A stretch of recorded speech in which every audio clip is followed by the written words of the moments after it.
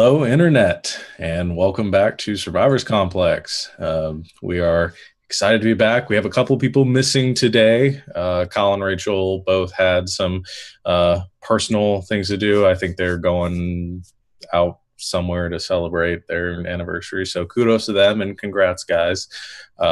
We'll see you back here in a couple of weeks. Just a couple of announcements before we get started. A reminder that I will not be DMing a game next week. Their normal Survivors Complex will take a brief hiatus next Saturday because I will be out of town. However, Alex will be running a one-shot that day for the rest of us and maybe even myself if I can get good enough internet connection, but we will have to see. But we're all excited about that. We've played in one of his one-shots before, and we all had a really great time for it, so it's awesome that everybody else is going to get to witness it for themselves too. Otherwise, we'll be back the week after that on the 29th to continue our adventure with hopefully, I think, the full party that week. Otherwise, the dice giveaway, I think, is still going on. So I think there are just a few subscribers away or followers away on Twitter. So go on to the YouPickGaming Twitter and follow them if you aren't already, and enter in the chance to win some awesome dice. Otherwise, I think that's all we got right now. Nothing else really going on this weekend. Typical stuff. Check our lineup if you have anything else you want to watch. Otherwise, I think I'll go ahead and start with our recap, and we'll go ahead and jump right in with our teeny tiny party today and see how this goes. So, last time we met here on Survivors Complex, your adventuring party had journeyed back to Thousand Steps after having a brief encounter in the city of Crawling Mists, discovering the portal that lay at the center of it. You were made privy to some secrets of tabaxi culture. You learned that they had some sort of connection or affiliation with the elves or the fey creatures that live in the Twilight Realms.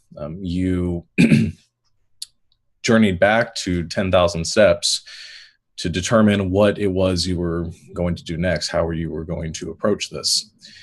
You decided on a couple different courses of action. Den, you seemed primarily interested in closing the portal, and thus sought to contact your family in the city of Nelsry, a Triton protectorate, in an effort to gain some of their secrets to closing dimensional or planar rifts, being as a big part of your culture.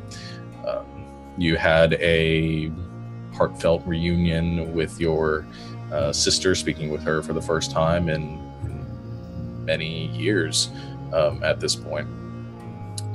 The rest of you went about your own business and trying to decide what to do next, and you all came about on a plan concocted to carry out a heist of sorts within the ziggurat once again, deciding to return to the scene of your previous crime and into the Singing Stone archives to translate the scrawlings within, or the elven recordings within.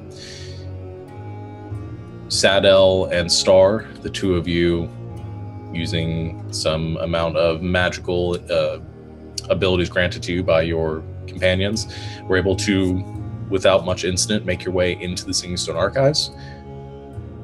Sadel, you translated or decided to write... No, you didn't take... I can't remember, did we decide that you took the crystals, or you decided to translate them because you had a limited amount of time?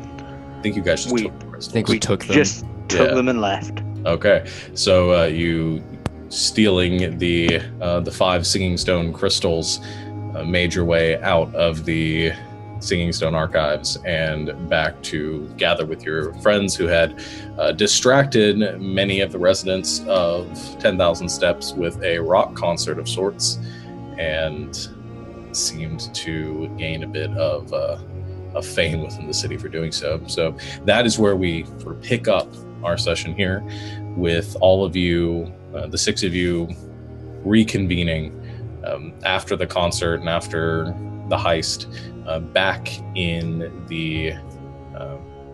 your quarters that you've been granted by the High Council.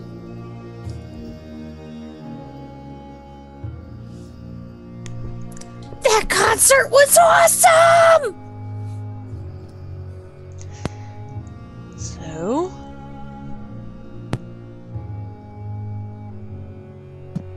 Everybody looks to Star and Zadel expectantly. How'd it go? Reach into the bag and pull out the stones. Okay. Zadel reaches and in. then remember that we're in kind of a public place, and then put them immediately back in the bag. You see for an instant as he pulls out one of the stones, this glowing, sort of radiant blue, sort of azure crystal with some scrawlings, runic scrawlings across the surface of it. So what'd they say?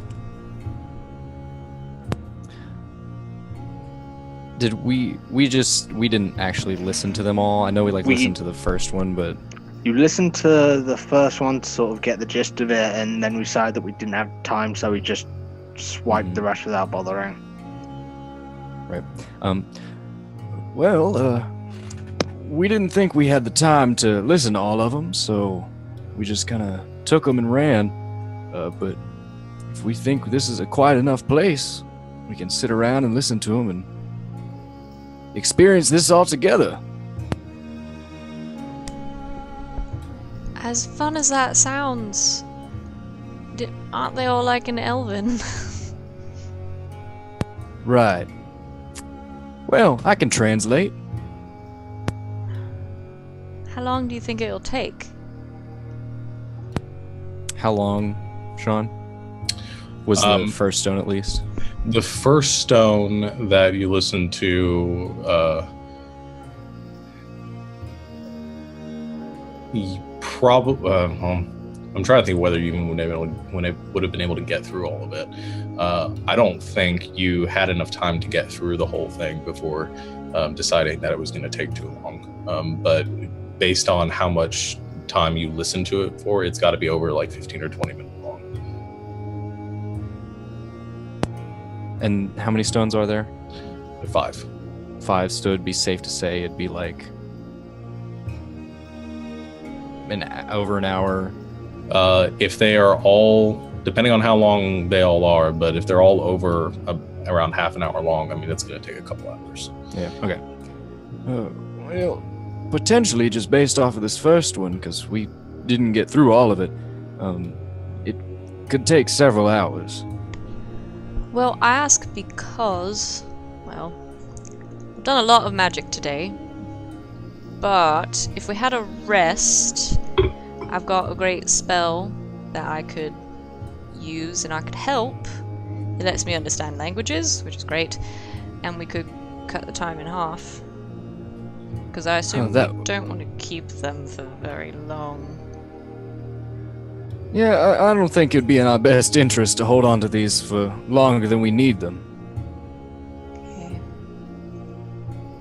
We'd have to have a rest.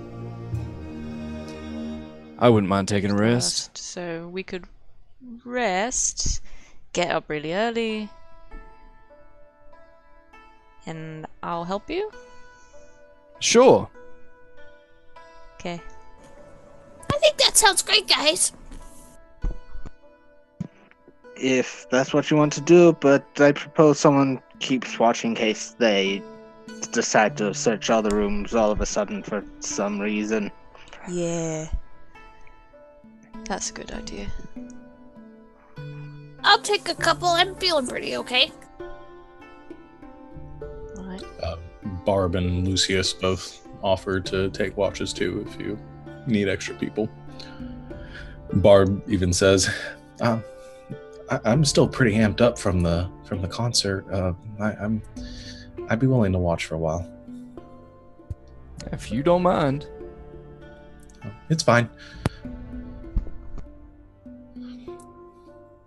So you guys are all gonna like kind of keep an eye out, give up some alternate shifts so each of you can sleep.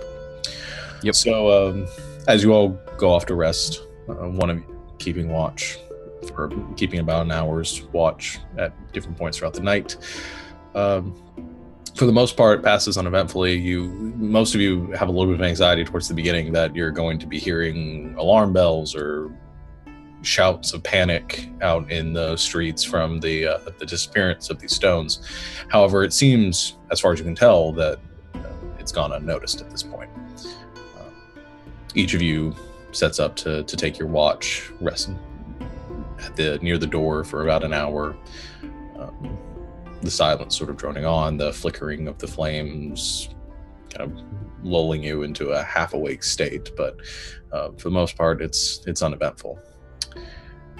Star, as you finish your watch, Den coming in and relieving for you, you heading off to sleep, you sort of crash onto your cot back in your room. You can see a bit of the light coming in from around the corner, but otherwise it's dark, quiet. Not much noise coming in from outside. As you lay your head down, you begin to fall into your sleep. Darkness overtaking you. You don't know how much time passes, but what must be a few hours later, and it's still just pitch black in your room. You hear this muffled noise that stirs you from your sleep. It sounds like a voice being sort of spoken or muffled by sheets or cloth or something. As you stir out of your half sleep, you peer around and you realize the noise seems to be coming from your bag.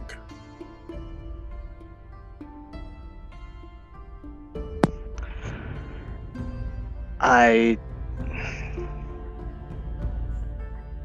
as gently as possible pick the bag up and put it on my bed. Okay. What I then do is sit on the bed and put my sheets over my head, sort of covering myself in the bag. Okay. And then hoping that'll muffle whatever's in there somewhat, I will peer open the bag, dagger in hand ready just in case. So like a kid trying to read comics after your parents have told you to go to bed, you bring this pillow or this blanket forward above you, take out a dagger and open their bag. As it opens and your stuff pours out onto the bed, you see the noise sort of clarifies, and you hear this whispering speaking out to you, and it seems to be resonating, and it sort of clarifies as you place your hands under the iron coin that you have in your bag. And the voice says, "Hello? Are you there?" Hello? You answered. I don't have much time.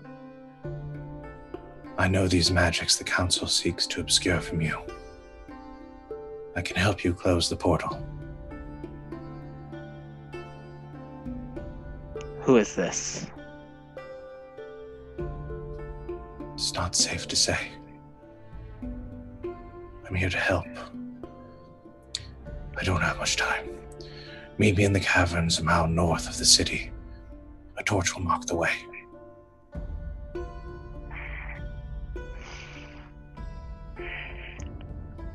When? Soon.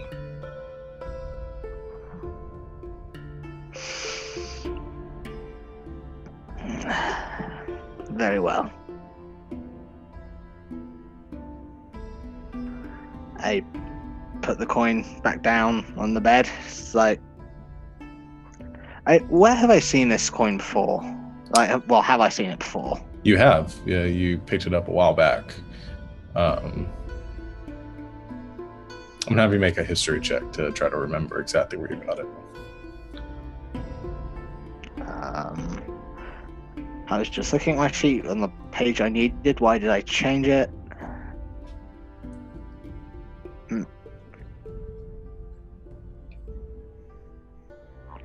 Seven. Picked up a lot of things in the last few months. You definitely remember taking it from somewhere, though. Where exactly eludes you right now.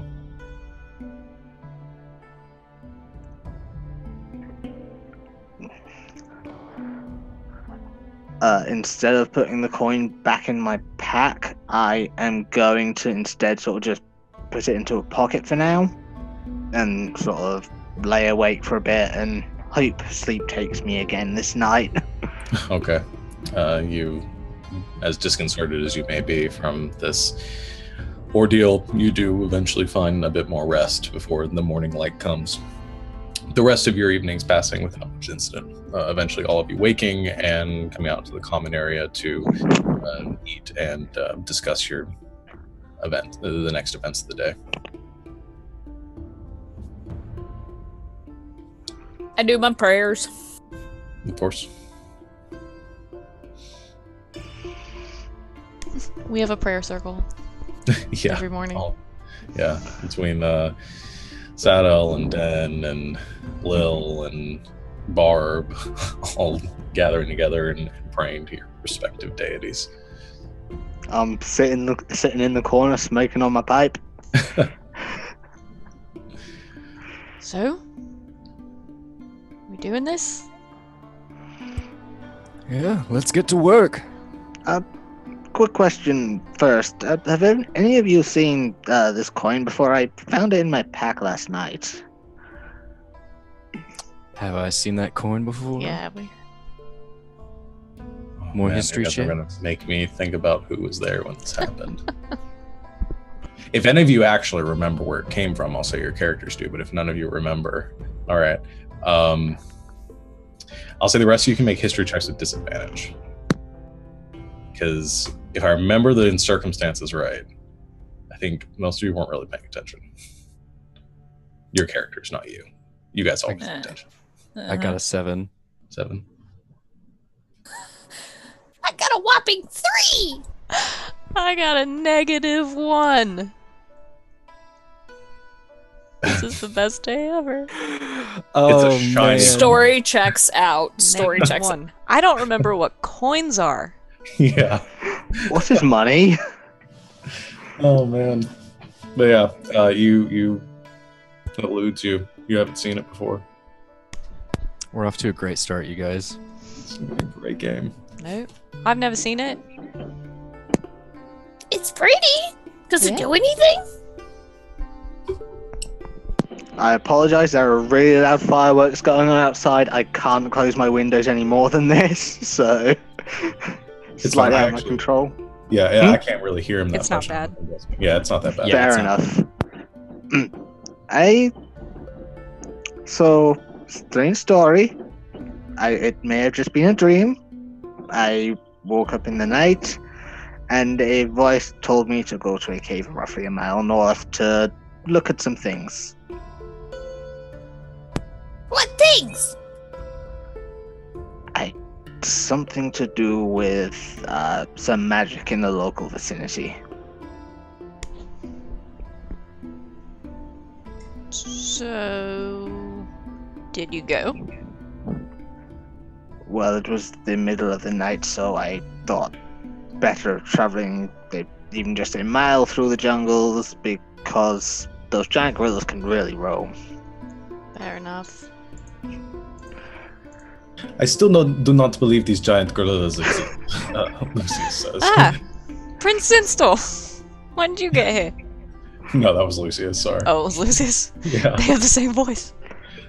they do. Sorry, I'll modulate it a bit more. I forgot they had the same accent till you were doing it. Yeah. Can I see it? I pass her the coin. Okay. Pass I the look coin. at it. Yeah, it's actually pretty large. It's not like your typical small coin. It's more like a disc almost. And it doesn't have a make you really recognize. It seems to have some sort of shape or something on it, but it's faded and worn and doesn't really resemble much of anything except just an iron disc. I hold it up to my ear and see if it whispers like the idol does. Okay, hold it up to your ear. It's not making any noise. I don't know. So, perhaps after we've done our business we need to this morning, I can take you on a trip to the jungles. It'll definitely be safer through the day, and you could get to know the local area a bit better.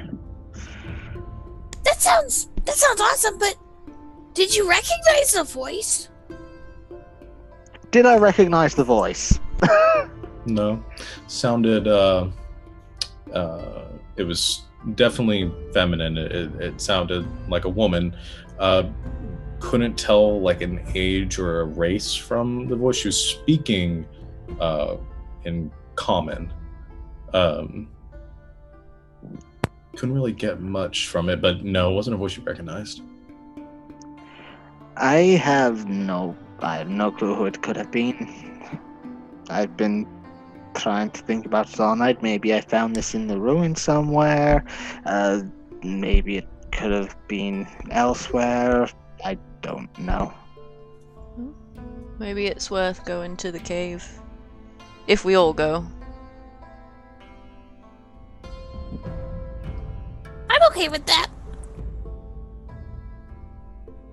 Wonderful. Lucius, maybe I'll be able to show you one of these giant gorillas finally. He just sits there with his arms folded and says, "You can do whatever you want. I don't believe they exist. You'll have to show me. I'm not getting my hopes up."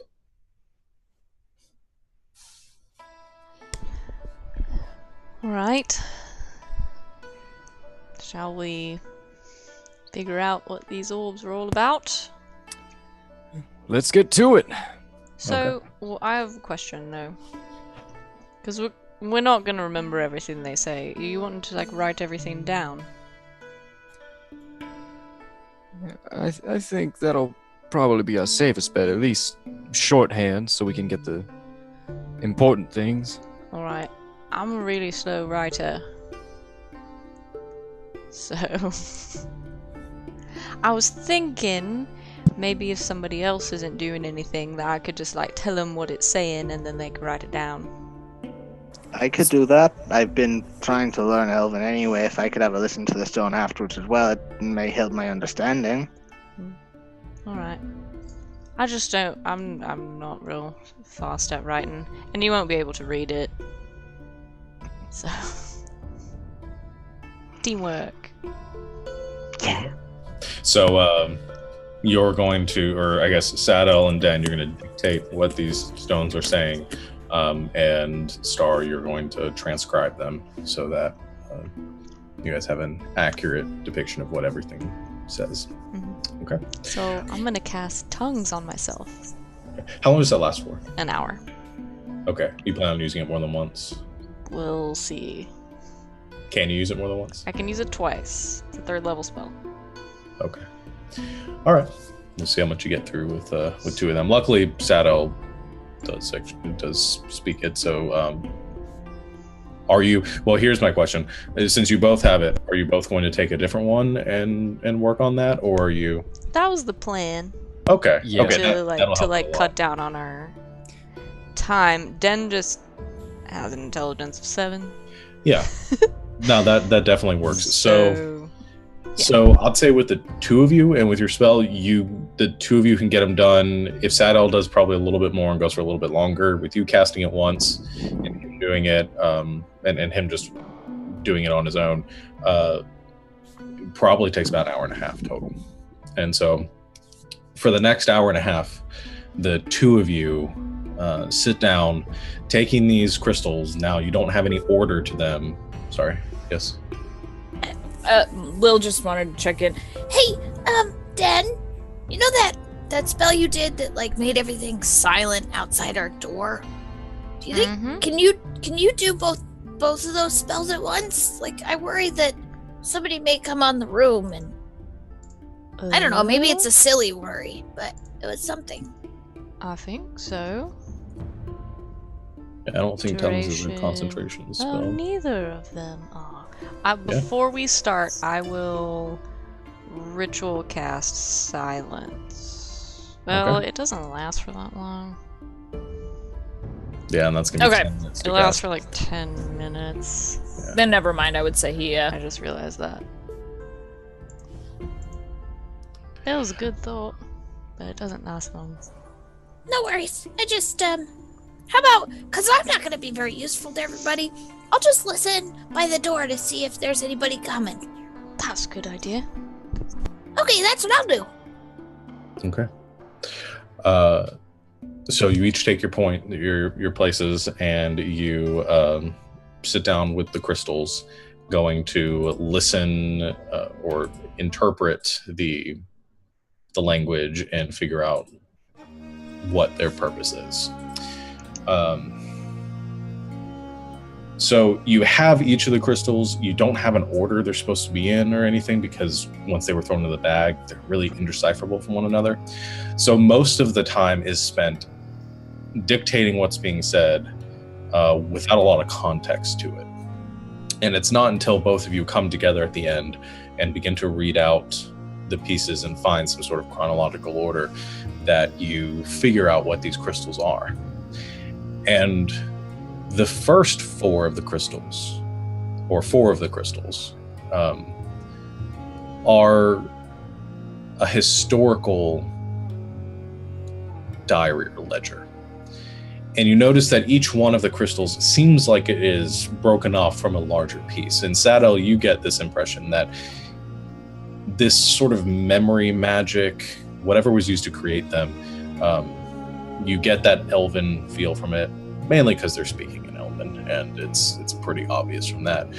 But you imagine this must have been a part of some much larger structure used to capture the entire history of this culture. You learn the first crystal begins sort of halfway through a story of a people arriving in a strange world, having journeyed through desert and jungle and ice and fire, making it to a vibrant and life-filled terrain, sitting at the center of a sprawling landscape of luscious trees and fertile soil, and sort of the joy and the prosperity that would come from finding home here. These elves who walked the world of Sarthia, looking for a home, having been cast out from their homeland for one reason or another, finally finding home here. The sporadically throughout the telling, they refer to dates, to exactly like they sort of begin each entry into this ledger, describing the day and the cycle of the year. And from what you're able to gather as far as when this occurred, it was probably close to 8,000 to 10,000 years ago, far, far in the past. You learn through reading the story as they build their city and reconstruct atop a grand mountain at the center of this continent. How they built a city that flourished on the study of magic and used the forces of the arcane to improve upon themselves and improve their lives. How they had a small population to begin with and built upon their society this equality that each would flourish through the use of magic.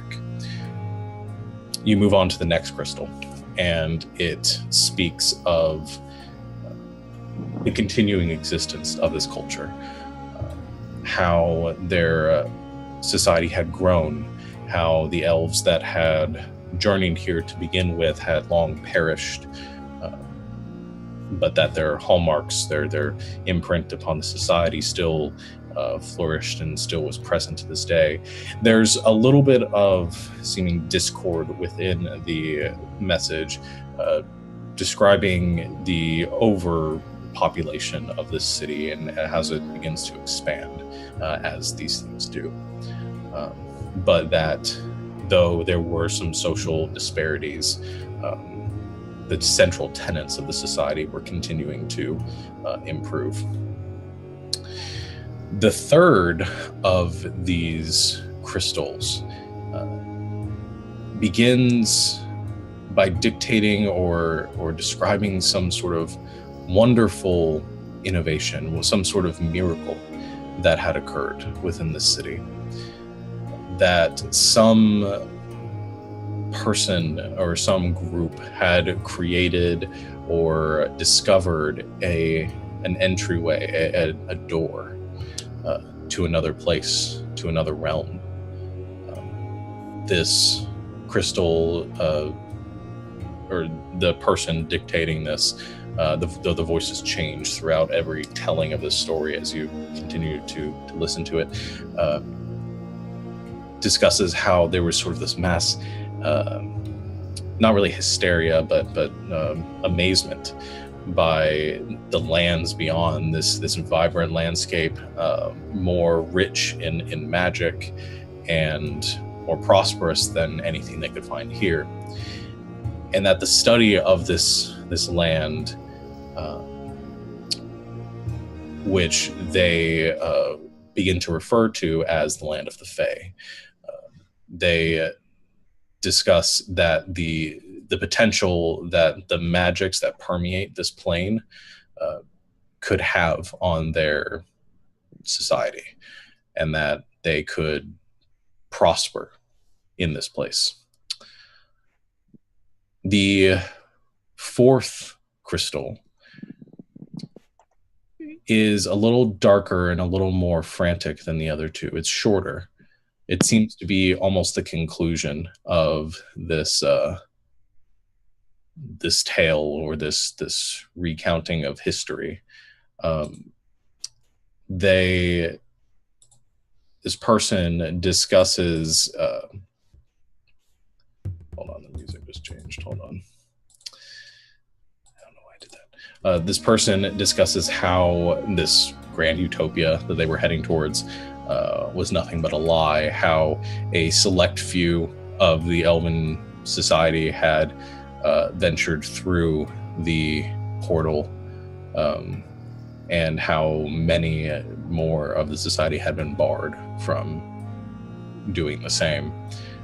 How they wished to rebuild these few people, these elites had wished to rebuild their city, realizing that the magics of this world would grant them a form of immortality, that there would be no need to have every member of the society join them, and how it would only impede upon or further intrude upon their prosperity. This person speaks with resentment and contempt towards their peers, and how they have been abandoned by their king and queen.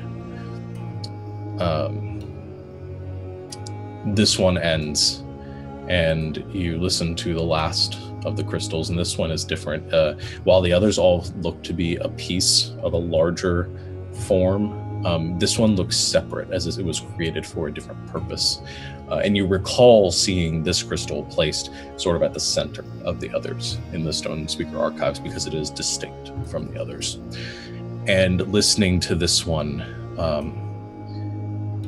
This one does not seem to be a recounting of history, but more instructions.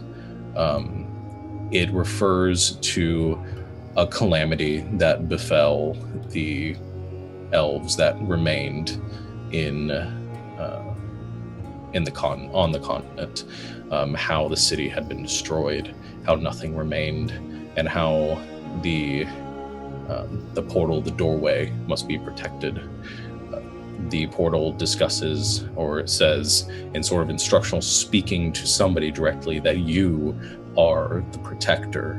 You will watch the doorway. You will stand guardian to our home and ensure that none intrude upon it.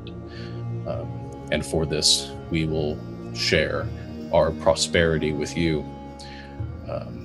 It speaks that as payment for this goodwill, you will give upon us one child from each of your households, each of your clans, that will serve under our eternal glory in the Shining Mountains.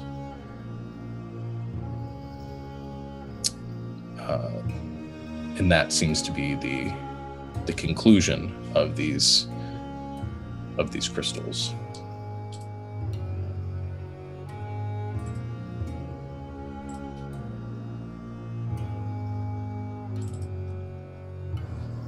Sean, did I hear anybody walk by during that whole time? Some people went by in the hallway. Nobody stopped at the door. Nothing that sounded suspicious. Cool.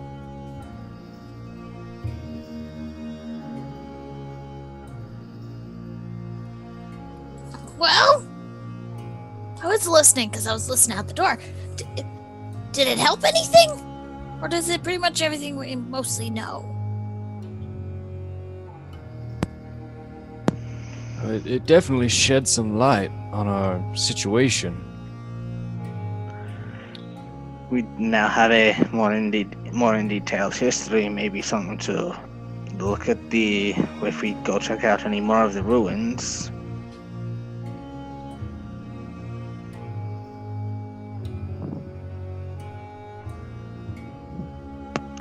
Think we'll be welcome back there? I doubt it, but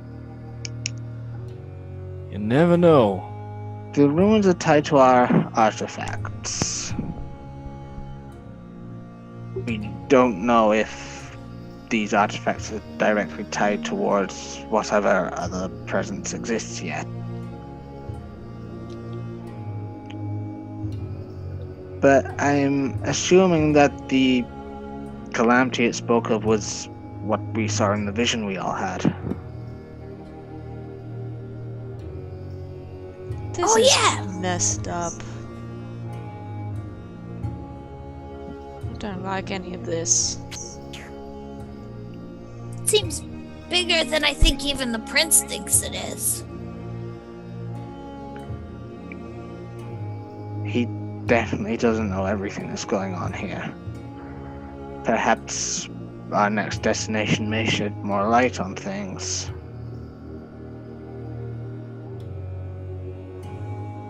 We should get these stones back though, right?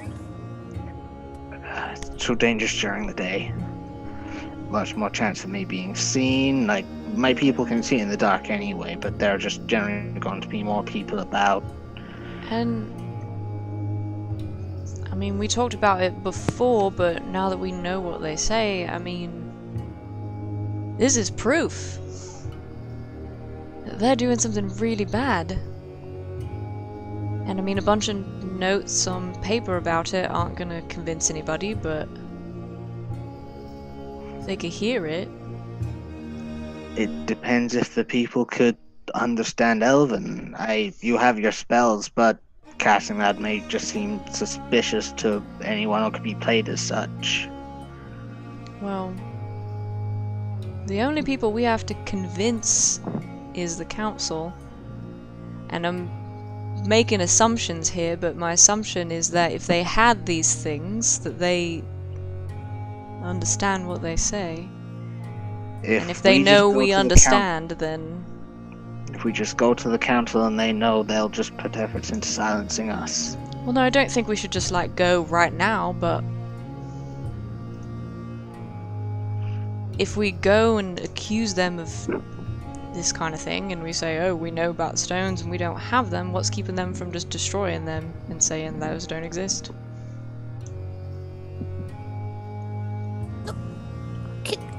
I have an idea, and I don't know how good of an idea it is. Sadell, you and Star have been in that room. How awfully often did it seem that room was occupied? Like, did it seem like people were in and out cleaning or whatever? And would we? Well, we never really looked at the time, so would we be able to make a check to see if we do know that information?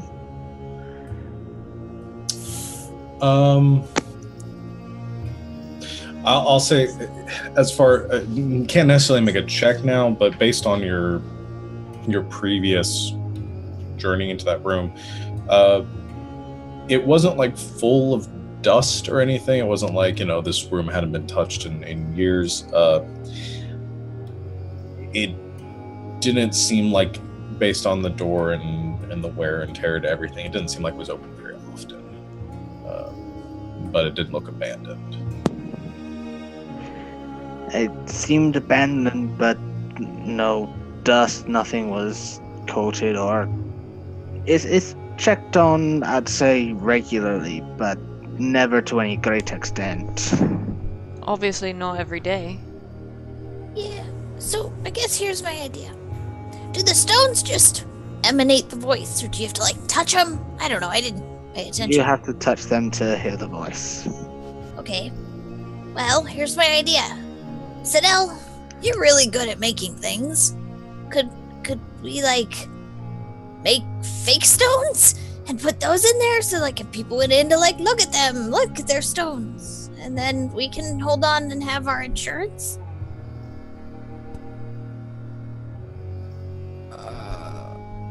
I'm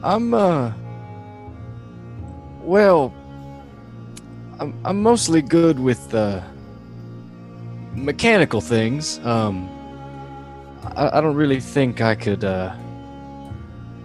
make magic stones. Well, I'm not saying you make actual magic stones, but, like, something that looks like magic stones. So, Sean, do I think that I might be able to come up with something? There are two things that I think I'd require for something like this, and that would be jewel crafting, like somebody had like gem cutters tools, things like that, or like forgery. So if anyone is proficient or has skills to do either of those things, it sort of would just be guesswork. Plus you'd have to find giant blue crystal to make it with. So actually crafting something that was really similar, you imagine, would be pretty difficult. Not impossible, but pretty difficult. What I figured, but I thought I'd ask just to be safe. It's good to ask.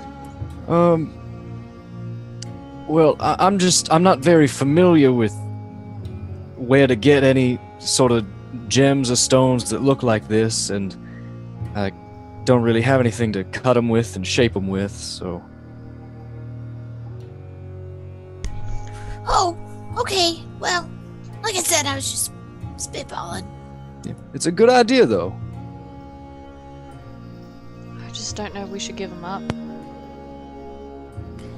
Yeah, I mean, I'm with you, Den. Like, if we give them up to make it look like we did take them, and then we go and we're like, hey, we know what you're doing, then all of a sudden the stones disappear, and it's our word against theirs.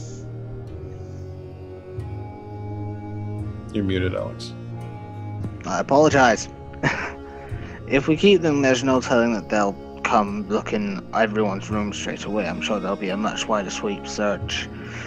They also don't know we have the bag of holding. Yeah, I mean, there's no reason for them to think that we did anything. We sort of did that on purpose, that's why everybody was sort of seen out in the city last night. I think we should keep them. We'll keep them and have to stay on the lookout, but Yeah. now they should all stay in the back. I also had another thought. So it's gonna be a bit still before the Randall delegation arrives. Is this something they should know about?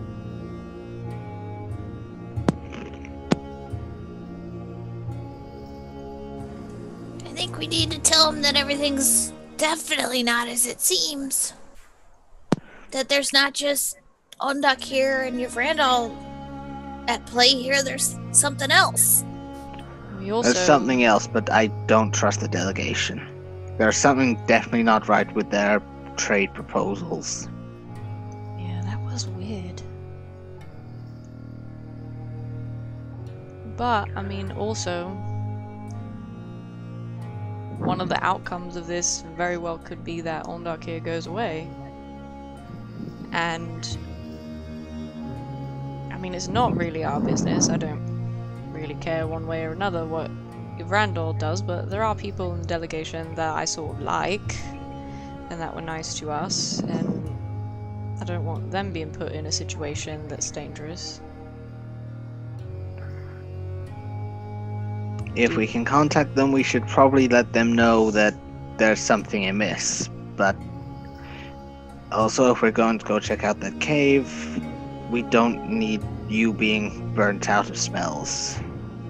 Yeah, I mean, they're not going to be here for like at least another week, so we don't have to do it right now. I just wanted to say maybe they should know they're not just walking into a bunch of like nice people who are just gonna welcome them. Like, these people kidnap kids and stuff, so it's not great, and there's like portals to other planes and things.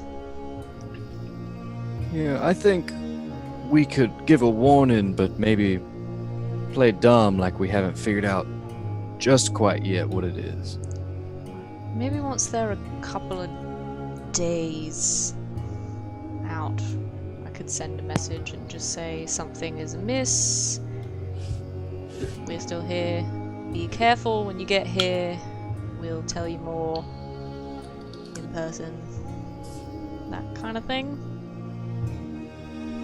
Yeah. And just hold on to the information we have until we really need to say it. Yeah. I am going to start scribbling a quick note, and as I am doing so, also cast my illusory script spell. Alright. Basically tagging the rest of the party as the people who can read the actual note. The note itself, it looked like to anyone else, it just looks like some instructions on dealing with tabaxi throughout the city at different levels. What it really says is perhaps we shouldn't tell the prince all of the information we have.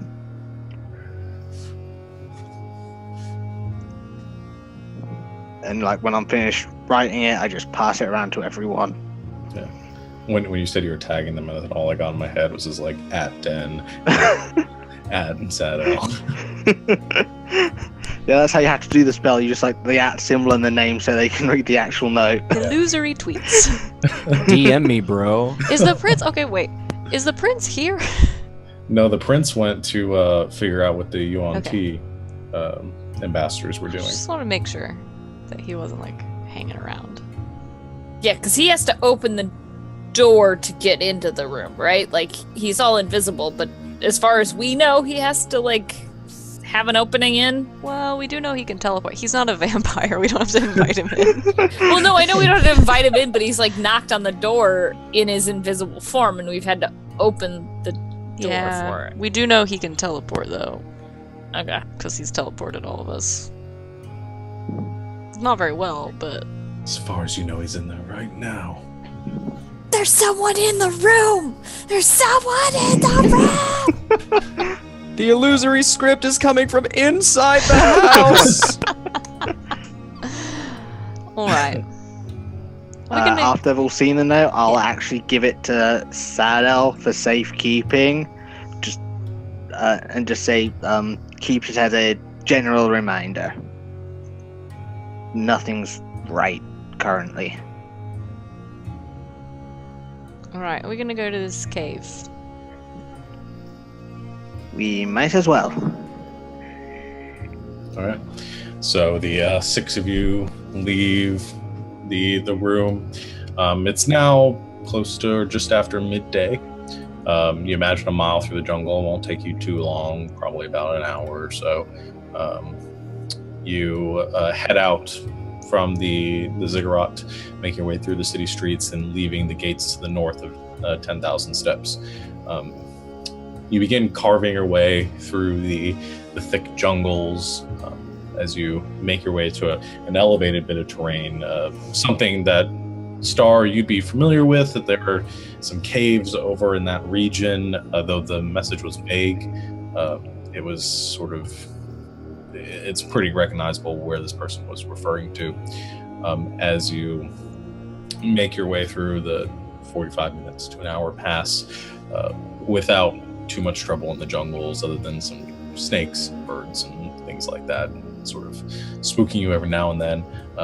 Don't spot any giant gorillas, unfortunately. It's just not sure. And Lucius the entire time was just walking towards the back saying, "That's what I said, that they do not exist. I know when I am being duped, and I know that there are no such thing as giant gorillas." As you finally make your way to the base of these hills, you looking up, you can see this rough and jagged landscape with trees kind of protruding out at odd angles, and a number of kind of fissures and caverns leading back into it. I'll say we make a perception check.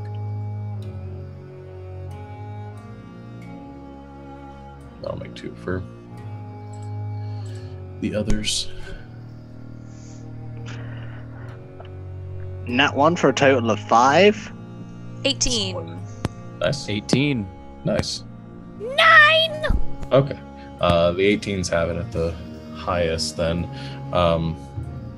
As you scan, even though it's sort of the middle of the day, and it's hard to really make out much in the way of like light sources around, both of you catch a bit of smoke drifting up over towards the east or west, the west of where you are, and you can see kind of raised up there is something sort of a little bit of smoke drifting away from one of the caverns up there. I see smoke. I was told the torch lights the way. Okay. Alright. So you begin making your way up the steep hillsides, pushing your way and climbing your way to the top. You have to occasionally climb up some steep, those of you that aren't tabaxi, have to climb up some steep handholds using vines and other bits of the terrain to guide you, unless Sato wishes to use his magic rope to ascend you all to the top. Yeah. I definitely do. Okay, so you guys use the magic elevator as the rope ties off the top, and one by one lifts everyone up to the top of the cliff. Star, once again, I assume, sort of following the rope as it's dangling. Yeah, I'm just following the rope, batting at it as it's above me.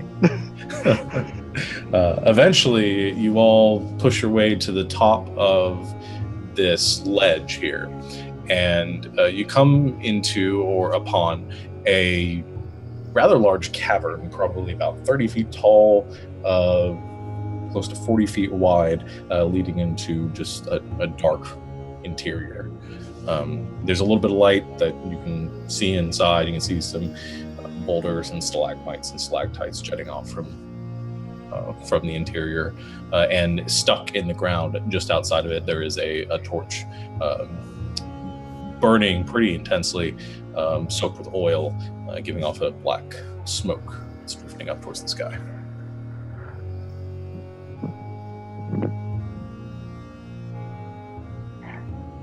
Well, we're here. I just going after saying that. Okay. I follow. You all begin to enter, pulling yourself or not really, you're not climbing anymore. So pushing inside, cautiously looking around. Eventually, the sounds of the terrain around you, the squawking of birds in the jungle, begin to subside, and you just hear that a dripping noise coming from within, a kind of howling of the breeze outside, kind of pushing against the mouth of the cave. As you push in about 80 feet or so, you finally reach an area where there is a steep ledge, mostly blocking your path. It's not too high, and it leads into darkness beyond. You can see the top of the cavern is beginning to recede down. You imagine there's some sort of back, or it's narrowing as you go. As you reach this point, Star, you're holding the coin in your pocket. Hear a whispering speaking to you again. None of the rest of you hear it, but it says, "Why is that you? Are you here?" I'm here. I brought my friends. Good.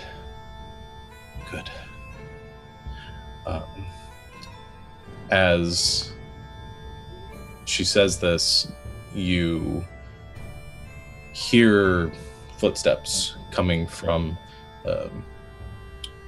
above you, or from the top of the ledge, and you see a woman come stepping to the edge. She looks to be like middle-aged. She looks human. Long, silvery hair, and beautiful, with a kind of alabaster skin. Sort of strikes you, this person living out here in the caves. Her clothes do not match her appearance. She has sort of kind of dingy brown robing, and kind of pulled up around her. She looks down. She says, "It's good to meet all of you finally." I'm guessing you've been paying attention to us for a while then. Ever since you found my trinket. I'm afraid the person I trusted it to lost it. And, well, I'm sorry I've been listening in on all of you. Well, you specifically, as she nods towards Star. Hi, I'm Lilibet. Who are you? Ashwin.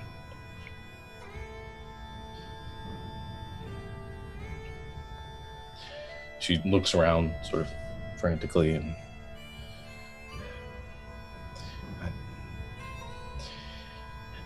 you know that there's something wrong in this place, don't you? A magic that's, well, a doorway to another realm. Children, marked ones being kidnapped for some purpose to serve. That is only the beginning of it.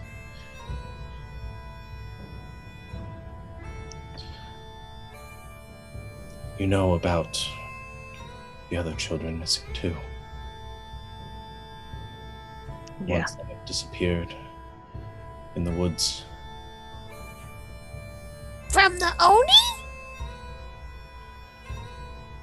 I'm not sure what you're talking about. We've had one experience with disappearances in the wood. Among all the tabaxi, there are various stories about what goes wrong in the woods. Children being taken after seeing strange creatures, lights in the forests. I know Fairies. I know the tales you're telling. My own children have been taken as a result. That's why I'm reaching out to you. You can fix this.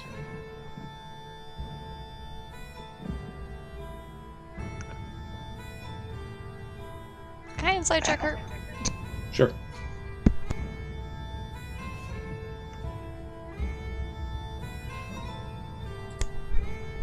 $15. 15.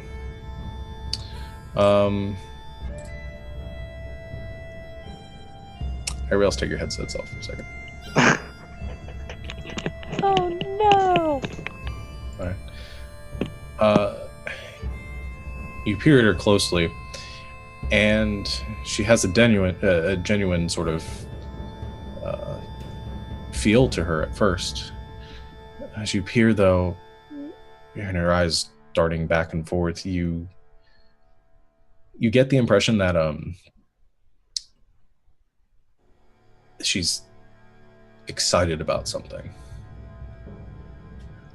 Oh. Like there's a slight kind of reverberation of excitement to what she's saying that the words don't really resonate with her tone of voice and the inflections. Okay. All right. Okay.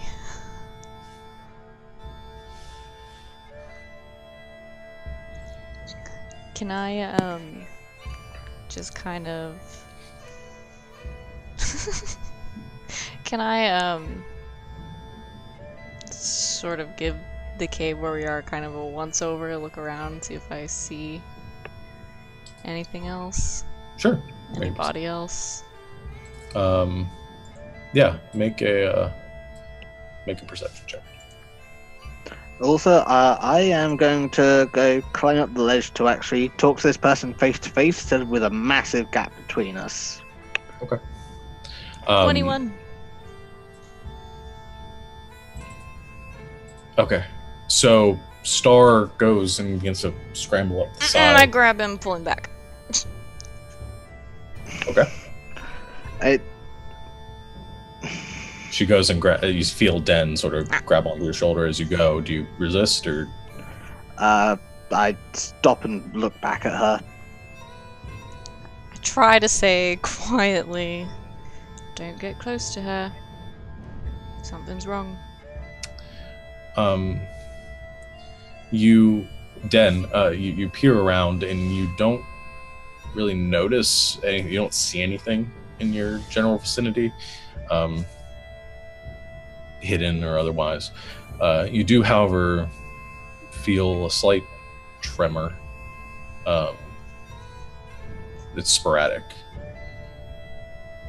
She sees you stop Star and kind of the look you give him, and she looks down at all of you. She says,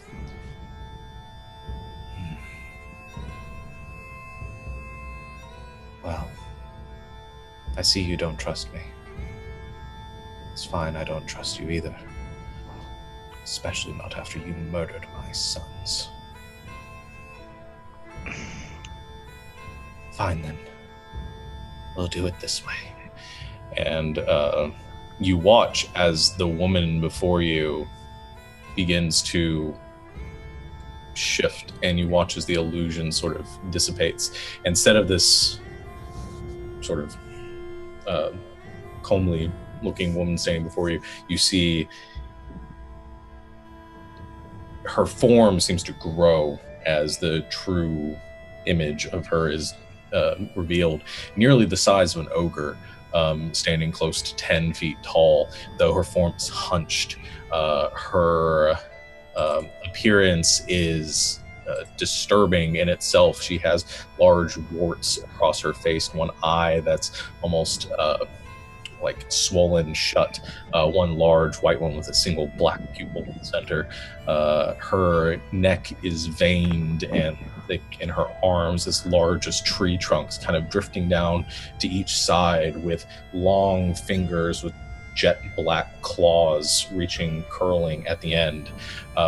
Her clothes kind of meld with her, and you see throughout her form these branches kind of growing around her, working their way through skulls that are adorning her body.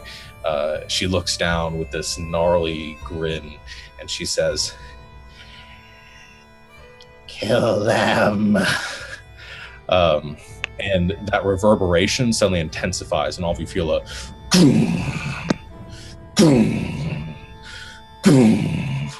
as a larger shape looms out of the darkness. This giant standing before you, nearly 25 feet tall, dragging a large club behind him, rotund with kind of flabs and rolls around his neck. He looks down and brings up his club and slams it into the side of the cave. The whole cave shakes, and you all look up and you see this spider web crack forming along the top of it as pieces of rock begin to fall down upon your group. I need everyone to make dexterity saving throws.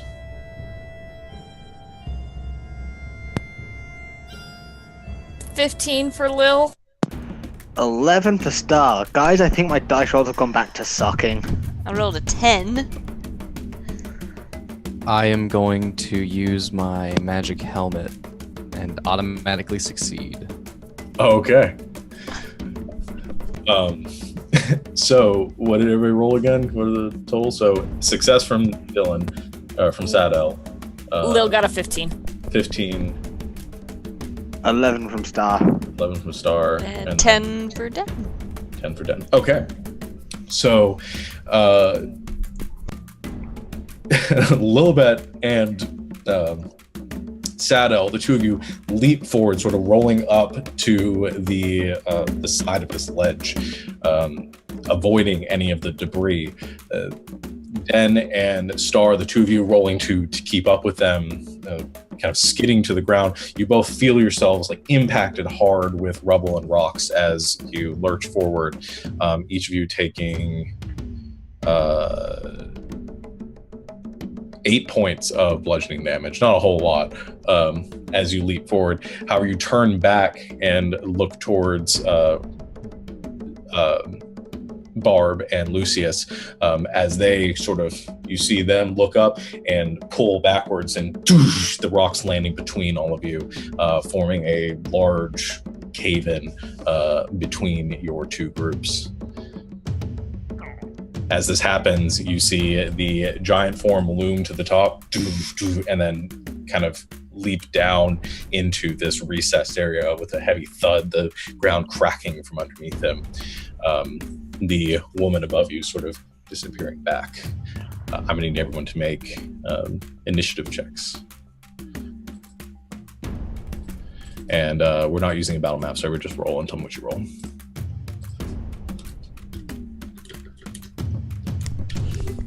Well, I Got 21. Yeah. I got 14. I got a natural 20, so I got a 20. Nice. I got a 4.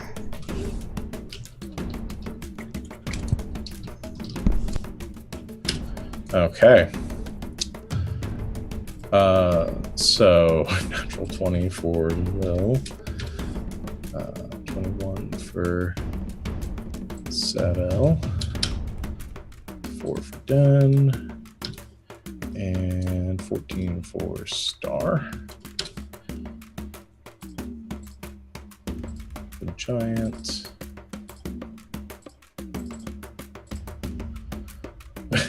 Well, China doesn't roll too well.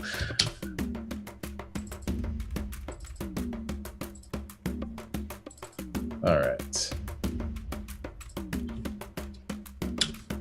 Okay. So that will put it with Sadel going first.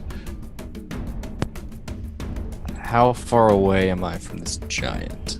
You right now are like right up against the ledge. It leapt down, so you're probably about 20 feet away from it. But I can't back up any further because of this ledge No, here. you're about as far away as you can get from it right Cool. now. All right. I'm going to shoot it. Okay. Going to make With- your attacks. a 16. 16 will hit. For 12 piercing and 8 thunder damage. Ooh. So 20 points of damage. All right. Sadel, you sort of brace yourself against the back, looking at this creature, having avoided the shower of rubble. You pull out your thunder cannon, brace yourself against the wall, and fire a shot. As you do, the bullet, there's a crack of thunder. The bullet screams through the air and slams into the sort of blubbery side of this giant, who lets out a as blood begins to pour down his back.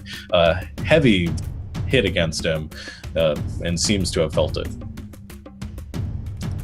I would like to request that we stop fighting indoors, because if I keep shooting this thunder cannon, everyone is going to go deaf. Yeah, and all of your ears are ringing at the sound first.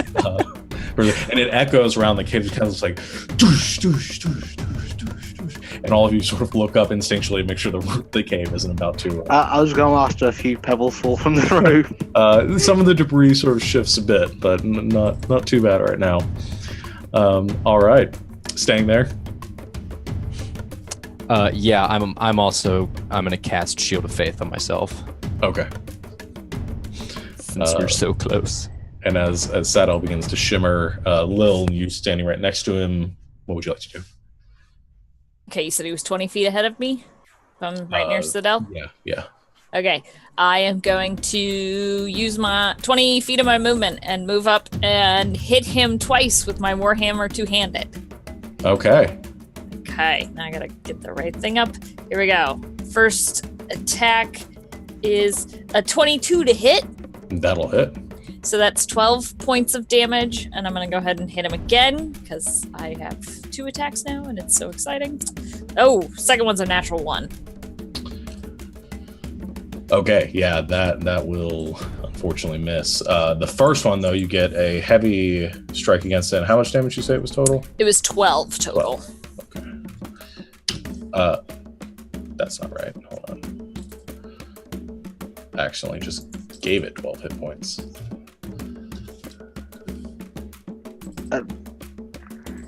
We're all okay with that. I mean, I'm not gonna argue with that ruling. No. Giants have 12 hit points? What? Yes! No. Guys, I one-shotted a hill giant! Yes! As you rush up and slam into it as hard as you can with your warhammers, a heavy crack and a thud as you watch more of its kind of the bulbous leg that you just hit sort of ripple from the strike.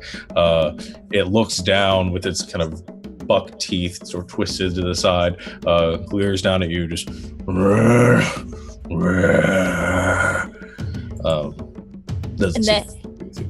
okay, and then because I'm scared to death, I'm going to use Misty Step and go and stand next to Sadel again. Okay. Misty Step right back towards the wall, Warhammer in front of you. The giant kind of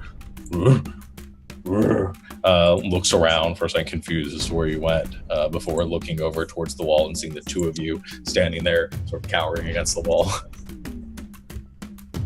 All right, that would put it to Mother's turn. You all see as Sadel and Lil, you both look up, and the rest of you see as from on top of the ledge. You don't see her appear again, but you do see this kind of cloud of fog begin to form in the area and just sort of fill the top, obscuring anything beyond. That'll put it to Star's turn. I can't really duck into Lil Shadow because she's smaller than me, so I'm gonna go next to Sadel and duck into whatever could be considered a shadow, and then just throw 2 daggers at the giant. Okay. I believe I'm close enough to get sneak attack on the first one, or the first one that hits rather. Why would you get? Oh no, never mind. Because I was thinking wrong because Sadel's next to me. He's not next to the giant, so I was getting mixed up with the rules. My bad. Yeah. No, it's not a problem. I was making sure there. Yeah, because the giant is currently not within melee of anybody. Yeah. So unless you hide or try to hide first, you're not going to be able to get some attack.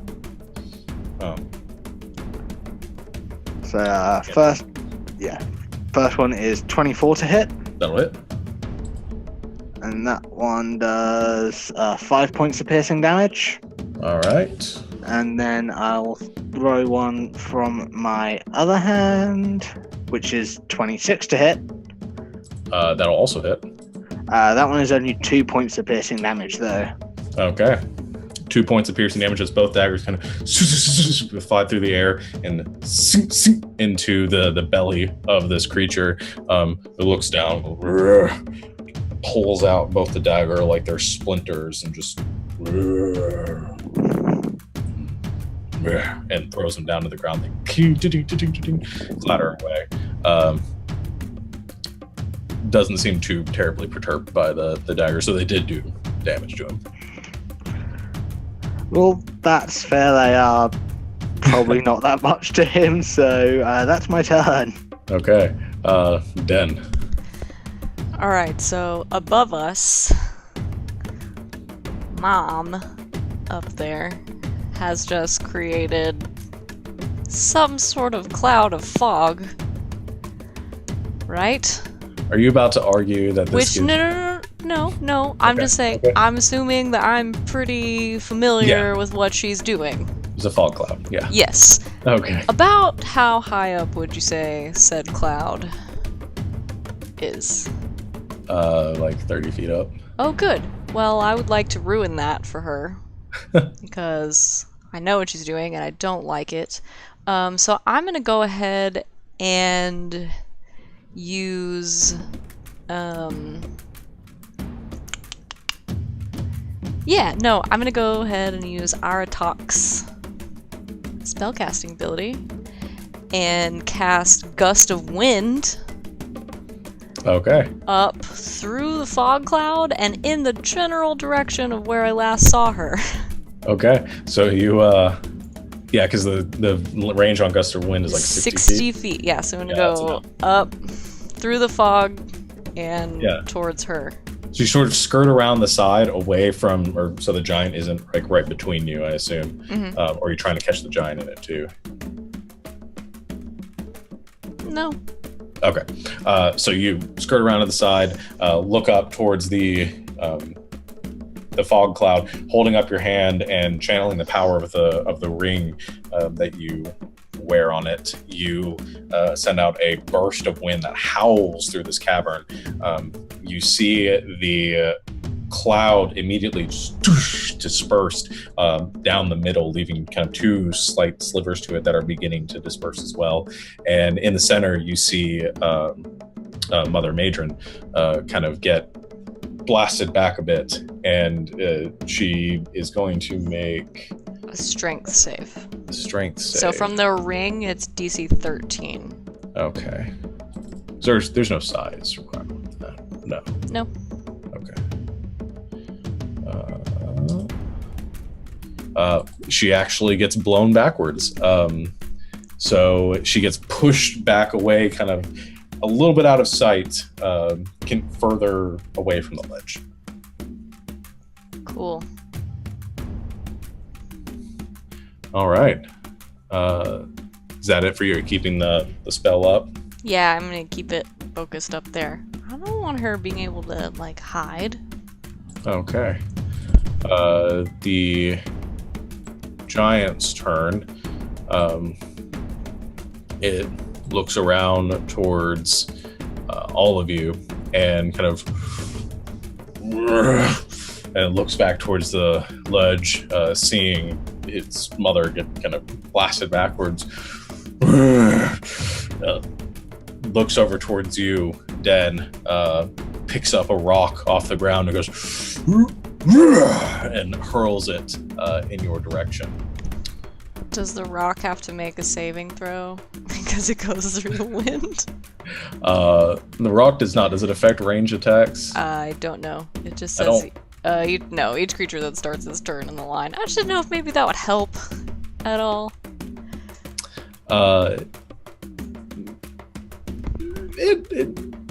Not so much. It's powerful. Not quite powerful to stop the momentum of this massive order. Okay. I tried. However, it rolls a.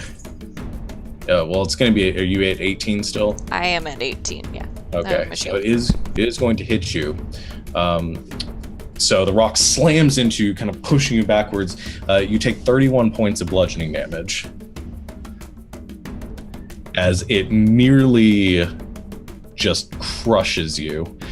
You roll over to the side, pick yourself back up. You can feel just the bruise and the blood kind of whelming under the surface. You are going to be a black and blue Triton by the end of this. Already blue. Yeah. I guess we're gonna make a concentration check. Yeah. Wow. 22?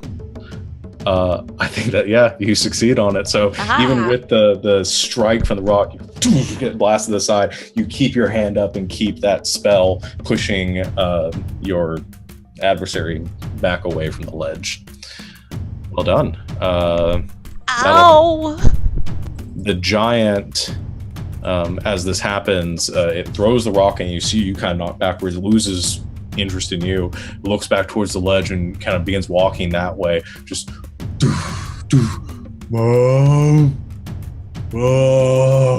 as it calls back towards the ledge, trying to look up and see if it can see her. But that's all it's got. So Sadel, it is your turn.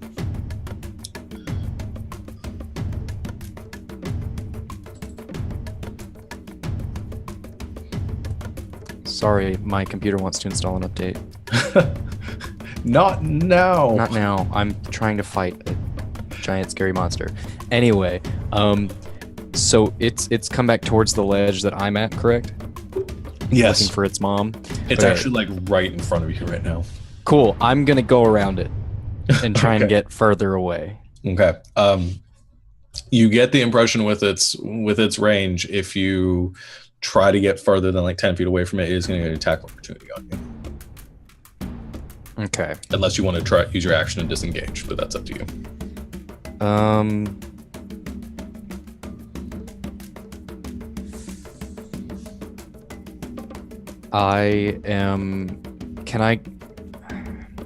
How far away is Den from myself and the giant? Den was about half distance, so she was probably about 20 feet away from it, so she's probably about 30 or 35 feet away from the giant right now. Okay. I'm gonna risk it for the biscuit and run away, and I'm gonna run towards Den. Okay. Since I just saw her get pelted with that rock. So you go rushing forward, skirting underneath the legs of the giant. The giant, as it looks down, kind of sees you and kind of like trying to swat a roach with a frying pan, swings down at you to try to smush you on the ground with its great club. However, misses. As it swings down towards the ground, you hear this and feel this loud right next to you as the club slams about 2 feet away from your current position. You see it and just continue running forward. You can get almost up toward Den as you're like 5 feet away from it right now. Okay. Then since I can't quite get to Den yet, then I'm gonna turn around and shoot it. Okay. Spinning around, taking your gun, firing another shot. 21 hits. 11 piercing and 8 thunder. Nice. So 19 points of damage. And as that bullet hits it, it goes kind of staggering forward, bracing itself on the rocks there, looking back. Just sort of looks around, not quite sure what just hit it. And it's beginning to kind of moan in like childlike, painful way where you can tell he's starting to look pretty rough.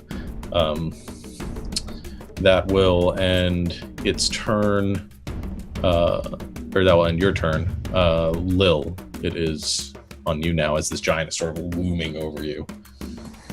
Okay. So I just realized, and I need my whole party to help me remember, that when I do my two-handed Great Warhammer Great Weapon fighting, I don't have my Halfling's luck built into that. So my 6 actually wasn't a 6. It's really a 13, but that's okay. 13 probably still did not hit, I'm betting. Yeah. Well, remember that going forward. Exactly. I just realized that. Anywho, okay, he's right in front of me, right? Because I was standing next to Sidel before he ran off. Okay. I need to get Den up. And Den's 30 feet away? Like 35. Okay, yeah. And Den, she's up. She's just looking battered. Yeah. I'm conscious. Yeah, you see just kind of blood rushing down her face as she's still holding that wind spell, gust of wind spell, trying to keep Mother Matron at bay. Okay, I can't get to you, Den. I'm really sorry. Even if I dashed, that would be my action, so I wouldn't be able to heal you. So I'm going to stay where I am, and I'm going to hit the big, meaty piece of ogre or giant in front of me. Okay. Okay, first one is a 23 to hit. Hits. And I'm going to go ahead and add a Divine Smite to that as well. All right. And that's 11 level. So that's, okay. So it's 6 points of damage and 6 points of bludgeoning and 7 points of radiant. Okay. Solid hit with your first one. You slam into it, getting that pulse or that burst of radiant energy. Your second attack. Okay. It's a 22 to hit. Also hits. And that'll be another 8 points of bludgeoning. Okay. And then you come wheeling around for the second strike, slamming into it again. You see the giant bracing itself against the side. It's kind of thick, Cro-Magnon brow, like furrowed and looking down at you. Just, not looking too good. That's my turn. Okay.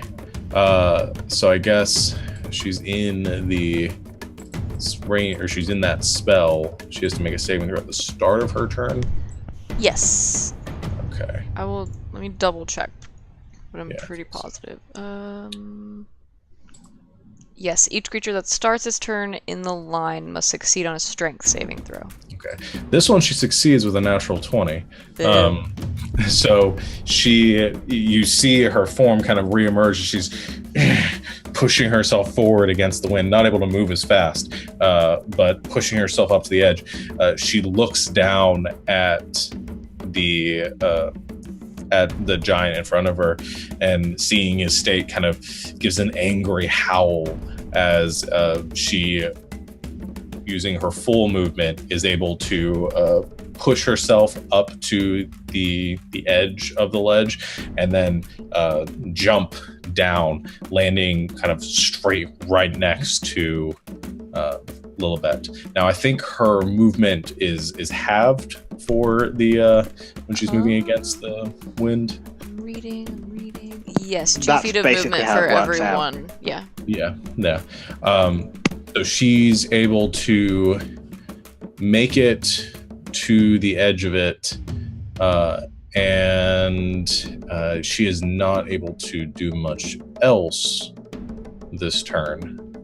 So she lands on the ground right next to Lil. And Lil, you see this hideous form sort of drop to the ground right next to you. Star, it is your turn. So, Mr. Giant definitely not looking too good right now. No.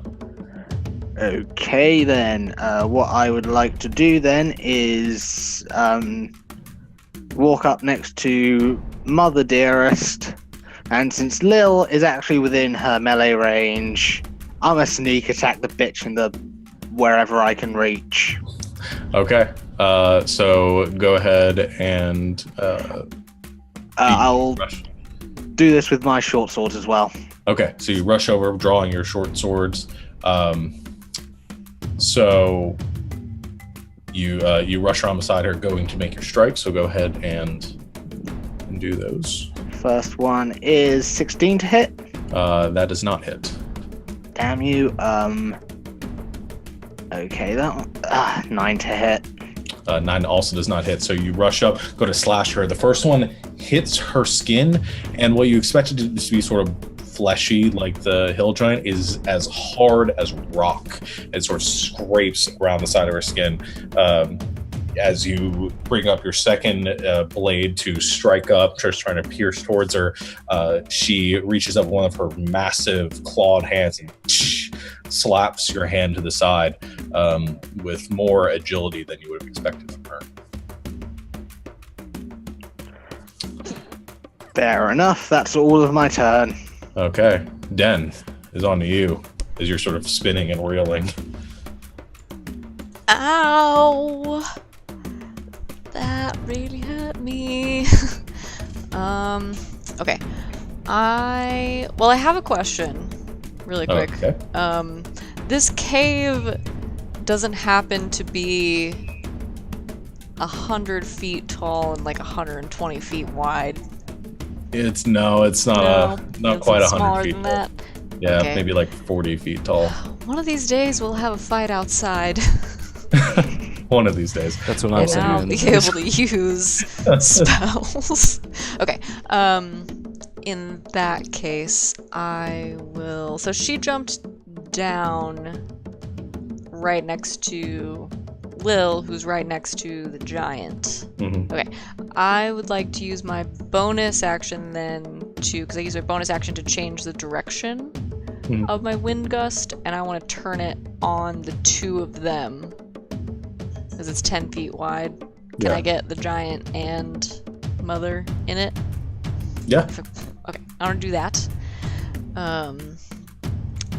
So I don't think anything happens until their turn. Yeah. Yes, but so I'll use my bonus action to do that. Just keep that going. Okay. And then... Yeah, okay. I would like to use my action to Guiding Bolt Mom. Okay. I guess I get up off the ground. If I can. You weren't on the ground. That was just sort of like you. Oh, okay. That was for flavor. You picked yourself back up. I will stand up if I have to. Yeah. And then I would like to Guiding Bolt Mother. 'Cause Okay. I'm real mad at her. 24? 24 will hit. Alright.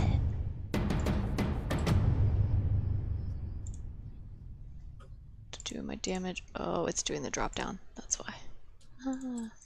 That would be 18 radiant damage, and Nice. the next attack against her has advantage because she glows. Nice. So this bolt of radiant energy comes careening out of the darkness, slamming into the side of her, and you see this pulsing glow form as Mother Madron is sort of has some of the branches and skulls and bones adorning her blasted off and scattered against the walls. She continues to look around with that like permanent grin on her face, kind of. And Yeah, I growl back at her. you staying where you are though? Yep. Okay. It's now the giant's turn. The giant will make the saving throw at the start of his turn. Actually doesn't succeed, so sort of pinned against the wall as he's held there. Lil and Star both down at the ground near him. Realize he's not really going to be able to move, so is going to make one attack at each of you with his great clubs. It brings up slamming down on top of both of you. So Lil first. That is going to be a your AC is not higher than a 22, is it right now? No. So that's going to be 20 points of bludgeoning damage against you. And then against Star, that is also going to hit you for 19 points of bludgeoning damage. Uncanny dodge. Okay, uncanny dodge. You are able to move out of the way just enough as it slams into the side of you. You roll and absorb enough of the impact that you take 9 points of bludgeoning damage. Okay. All right. And that will end the giant's turn. Sado. I am going to cast Cure Wounds on Den. Okay. So you finally rush up, get within range of Den, slap a hand down on her.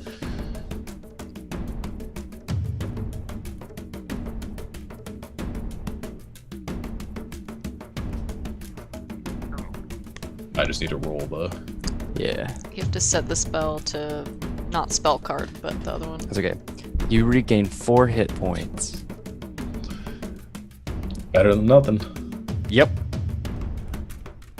And that is my turn. All right. Thank you. Pretty sure that like doubled your hit points at this point. But you reach over, you slap a hand on her, healing a bit of Den's wounds. Den, you feel slightly less broken than you did a few seconds ago. All right, and that'll put it to Lil's turn. Okay. So I'm gonna do something a little different. Because why not? I think... Hold on, I'm double checking. Because now I've forgotten things. Okay, yes. Here's what I'm going to do. I'm going to cast Moonbeam on top of Mother. Because she should be far enough away from me that it won't hit me or Star. Okay. Is that spatially right? What's the radius on Moonbeam? It's a 5-foot radius, 40-foot high cylinder. Okay, so it's only like 10 feet wide. Yeah. Yeah, you can do that. Okay, does it hit the giant at all and still miss us? No, because she is large. She is basically the full 10 feet there. Oh, okay, cool. I forget she's that big. Yeah. Okay. So basically, the column comes down and it's pretty much straight on top of her. Okay, so yes, I'm gonna go ahead and cast Moonbeam on top of her at Smith. Okay, so when she starts her turn or moves into the space, she'll take 10 radiant damage or 12 radiant damage. Okay, now she's just moved into the space, so she makes the saving throw now, or what? It says. Sorry, of course I closed it because that's what I do. When a creature enters the spell area for the first time, or starts its turn, or for the first time on a turn, or starts its turn there, it's engulfed in ghostly flames. So it takes the damage now, and then makes another save at the start of her turn. Yeah, but they need to do a con saving throw. Yeah. Just so you know. Yeah. So she actually fails the saving throw as it crashes down on top of her. So she takes the full 12 points of damage. She is now sort of illuminated there by not only the guiding bolt, but also the moonlight. Okay, and then because that was my action, and since I didn't, well, okay. Here's my weird thing about extra attack only works with melee attacks, right? Yeah. Okay, so that's my turn. Okay. It is now her turn. And she is going to kind of lets out a shriek as the light emanates around her. And she is... she's going to look towards you, Star, and reach out with both of her arms and try to grab you and kind of pull you into a big old hug. And she does it with a smile. She sort of says, "Come here, kitty." That's going to hit with a 21. And that is going to be... Make sure. All right. That is going to be 36 points of bludgeoning damage. I need to do math in my head. Well, Yeah, no matter what I do, I'm unconscious. Yeah. Sean, just so you know, since she started her turn, she gets another hit from the moonbeam since she started the turn in the moonbeam. Oh yeah, that's right. She takes the saving throw. Man, make that saving throw, save her life. So roll another 2d10.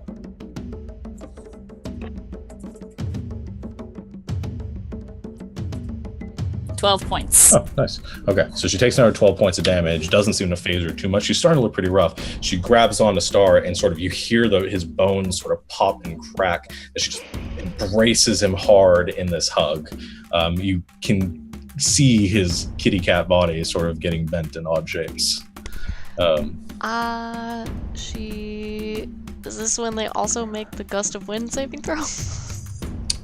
Yes. Spells are happening. I know. You guys gotta. She fails it, so she also kind of gets slammed against the side as she's holding on. Sorry, to Star. Just continuing to hold him there. Star, it is your turn. I need you to make a death save. Yay! I just accidentally closed my character sheet because I'm that smart. You just roll a d20 since it's the same thing. Don't give up now!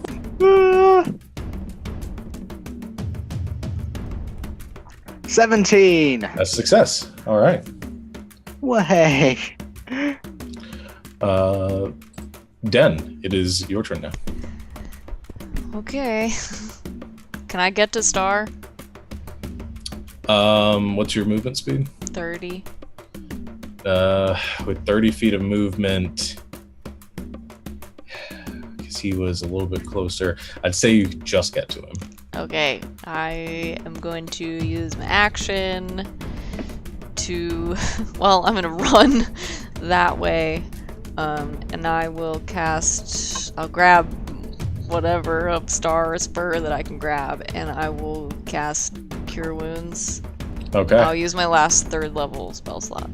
So as she's gripping onto him, you go rushing up, you grab on to Star's tail, and send the course of healing energy through him. Star, you can feel yourself kind of pulled back from the brink there as this healing surge pulses through you. You regain 12 hit points. 12. Ow, why do my bones hurt? But you look up from unconsciousness, and you can see this grotesque face still staring down at you as she still has you in her arms and is still kind of pulling you in to crush you. Not good. Yeah, you're currently not good. You are currently grappled by her. So I have a question that I'm really gonna hate the answer to. What? Technically, Star's in my moonbeam. Does it affect him?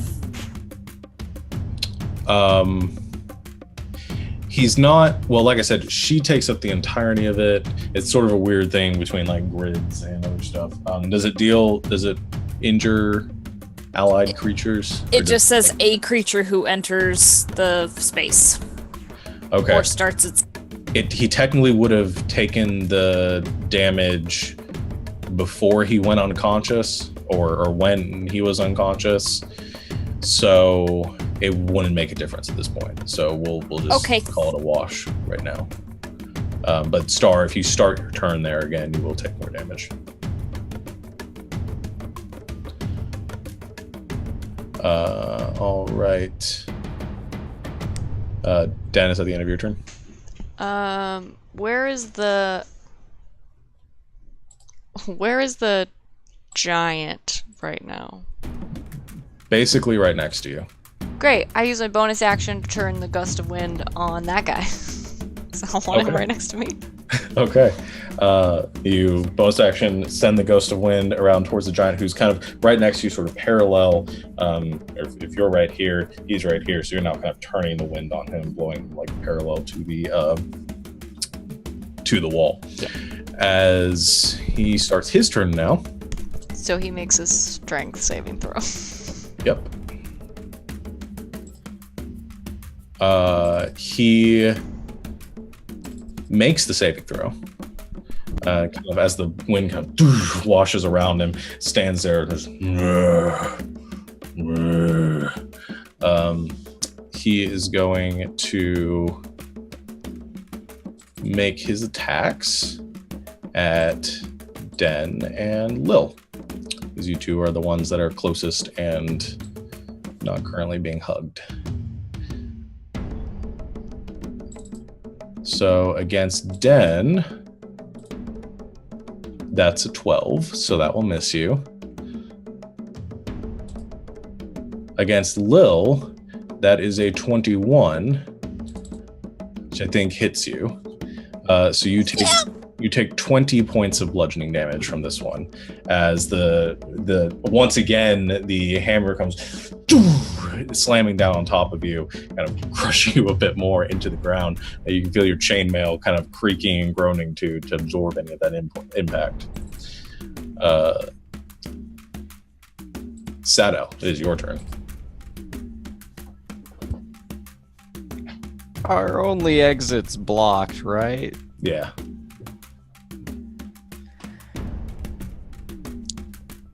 I'm gonna shoot the giant. Okay. Natural 20. Nice. Go and roll damage on that. Oh my. That is 25 piercing and 13 thunder damage. Wow. Only had 26 hit points left, so that is enough to take out this giant as it slams down left and right at Lil and Den.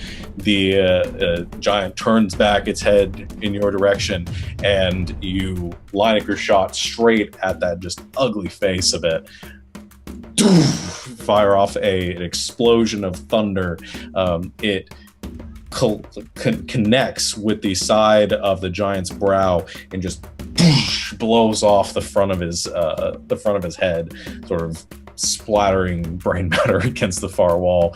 What little of it there was. The giant Headshot. Wait a second. I've got it for this. Oh, thank Hold goodness. Headshot. All right. And we're back. So Sean is officially the greatest DM of all time. The giant takes a step, its eye kind of lolling to one side, and falls to the ground. As this happens, the dust begins to clear, and Mother, as she currently holds on to Star, you feel her grip tighten as she looks over towards Sadel and towards the rest of you and says, "Not again." He seems very angry by all this. Guys, my organs are starting to hurt. Lilith, it's your turn. Okay, because I don't want to kill my friend, I'm going to shift the moonbeam 5 feet behind Mother so that it doesn't hit doesn't hit Star, but still hits her. That's what I'm doing. Okay, so you just kind of shift it back a bit to try to keep him out of it. All right. Yeah, that's my whole turn. Sorry, guys. I know I should heal myself, but I don't want to kill Star. All right. That'll put it to Mother's turn, and she is going to keep you right where you are, Star. Since she started it, if she doesn't fail her con save, she takes 16 points of... Okay. She finally succeeds on this one. She has a pretty decent constitution, so I don't know why she's been failing all these, but it just felt like it. And she is going to... She'll take 8 hit points, Yeah. just so you know. She takes 8 points of damage. The moonbeam, or as the moonbeam kind of sears into her, she looks down at you, Star, and kind of crushes you a bit more. You take...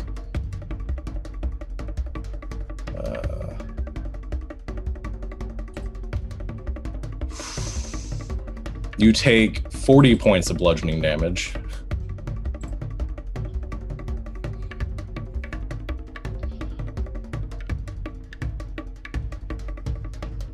I'm unconscious again.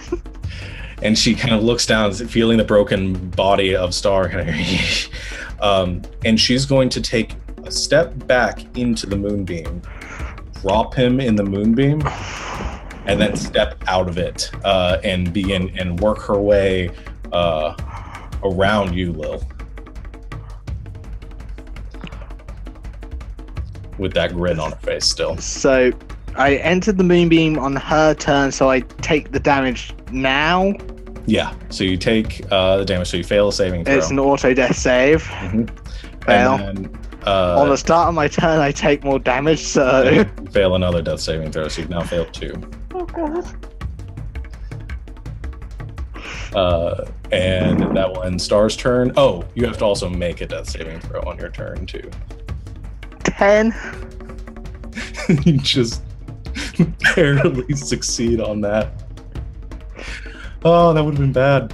All right, that ends Star's turn. Den, it is on you as Star is there in the moonbeam.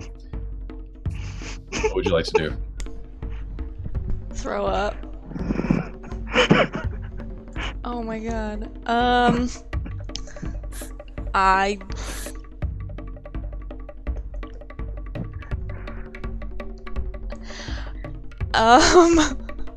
What? Can I go get him? You have to enter the moonbeam to do Fine. that. Alright, I go into the moonbeam. Okay. I grab him and drag him out. All right, I need you to make a Constitution saving throw.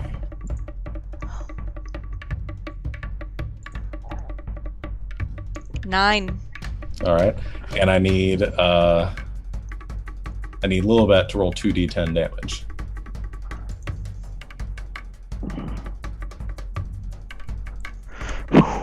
Four. Gonna cry if that I'm was up. above your current hit points. That's how much Sadell just healed me. As the moonbeam sears at you and you watch it searing at Star, you grab onto him and drag him the rest of your movement, which is going to be just enough because your movement speed is halved to get him outside the radius of the moonbeam. Yep. Yeah. Do I still Just have? right at the edge of it. You still have your, I'll say that takes your movement. You still have your action and your bonus action, but you can't move anymore on this turn. Okay, I cast Cure Wounds on him at 2nd level because I'm out of 3rd level slots. You want to roll your healing on that one? Wow, how much was I last time? 16. Okay, 16 points of healing.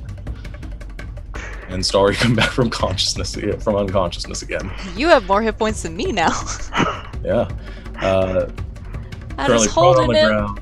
And you smell burning hair. You aren't sure why. Buddy? It feels like it feels like my heart got a bear hug. It would be the giant's turn. The giant is dead. Sadell is on to you now. Can I get a good shot on Mother from where I am? Yeah, you've got a pretty good angle on her. Cool. Then I'm gonna also shoot her. Okay.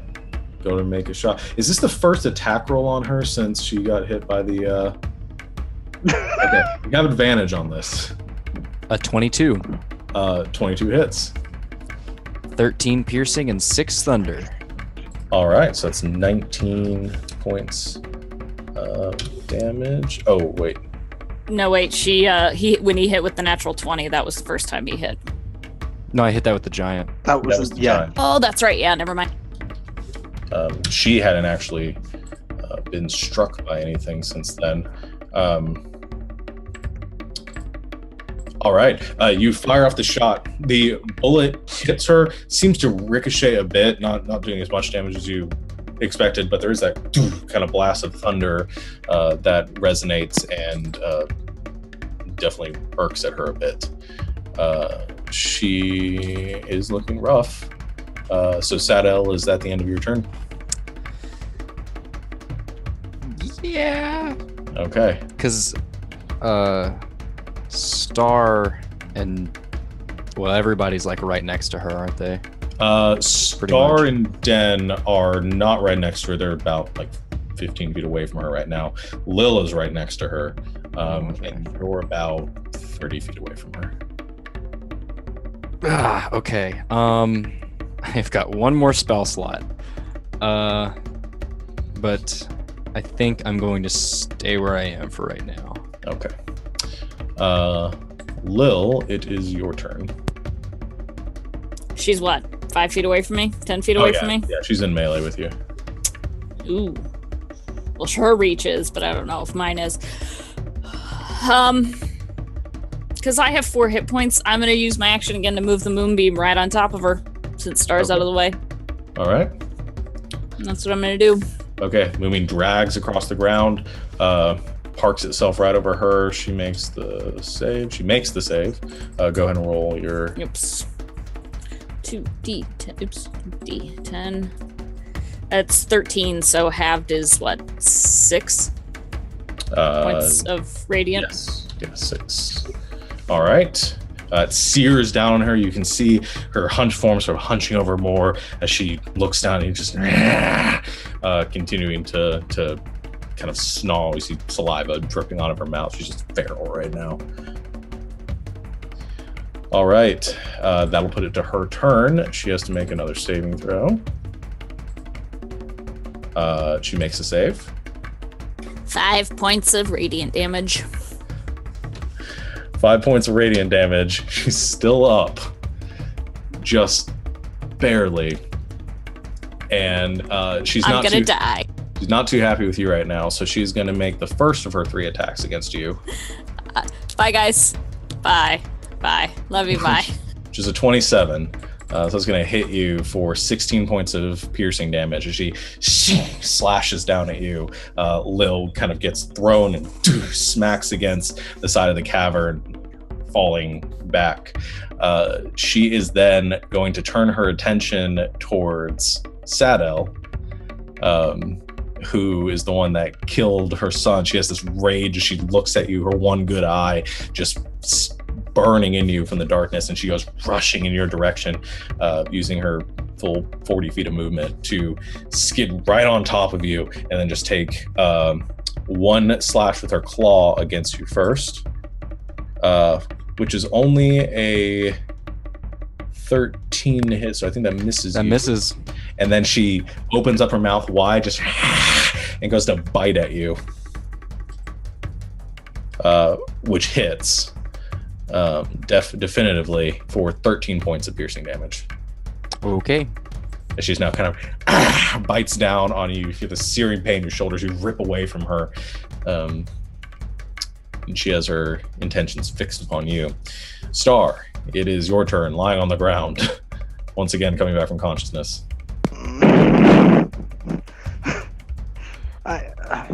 So from where she is right now, is she definitely, if I had a way to instantly move 30 feet, that sort of max distance, or is there a way I can easily get to be that distance? Yeah, you could get that distance. However, I do need you to make a Constitution saving throw first, because we didn't get to do it last time, but you have gone unconscious twice. I was wondering if you'd want to wait till after combat, but yeah, this makes sense. No, because I changed that to do. So it's okay. And do you still have an injury level?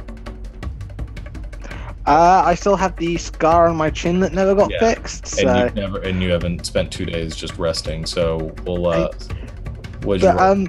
Nat 1. Ooh.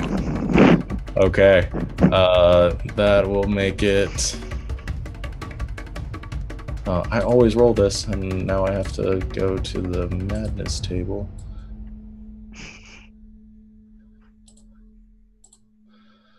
All right. So Star, as you come back from consciousness, okay, could be worse. Your head just ringing and the pain racking you. You feel this intense sense of fear while you begin to look towards the shadows of the cavern, just like the sounds of battle, seeing your friends going unconscious. There's just something snaps, and you find yourself just overwhelmingly paranoid and worried about something else being in this cavern. You have disadvantage on wisdom and charisma checks for the foreseeable future. Great. It doesn't change my plan though, because I think this is the most sensible option. I want to use my cloak to Mitty step right behind her the full 30 feet and stabby stab. But you're getting up first, I assume. So yeah. So you stand up, you pull at the edge of your cloak, and there's this whoosh noise as suddenly disappears into a cloud of mist right in front of you, Den, as you're kind of currently trying to tend to him. You appear behind her. Star, go ahead and make your attacks. Sneak stab. 26. 26 is a hit. And you can roll damage. However, it doesn't matter. How would you like to do this? She had one hit left. I actually want to appear in midair right behind her, just hook my hand round as I stab and get her right in that good eye. Okay. And just with the weight of myself and the dagger just pulling her down to the ground. Sadel, as you see her standing before you, kind of tearing into you with these large claws and then biting onto your shoulder, kind of ripping a chunk of flesh away with it. You looking up, seeing the terror of this creature before you and wondering if this is where it ends.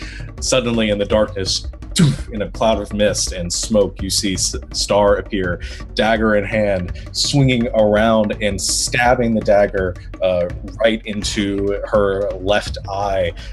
She lets out a scream of pain as he rolls forward, pulling her body down, and with a crashing noise and the breaking of branches, her body slams into the ground. She kind of gasps for a second, just pulling at the blade, pushing herself back as her wounds she begins to succumb to them, and she lets out in a horrible sort of guttural voice, hissing out at all of you in her death throes. My daughters will find you. And with that, Star, you drive the dagger down a little bit deeper. And as the dagger sinks in, and the life begins to leave her body, you hear a faint melody resonating from the choking on blood, that same song that you heard the Oni humming, comes out a few bars at a time until the life finally leaves her body.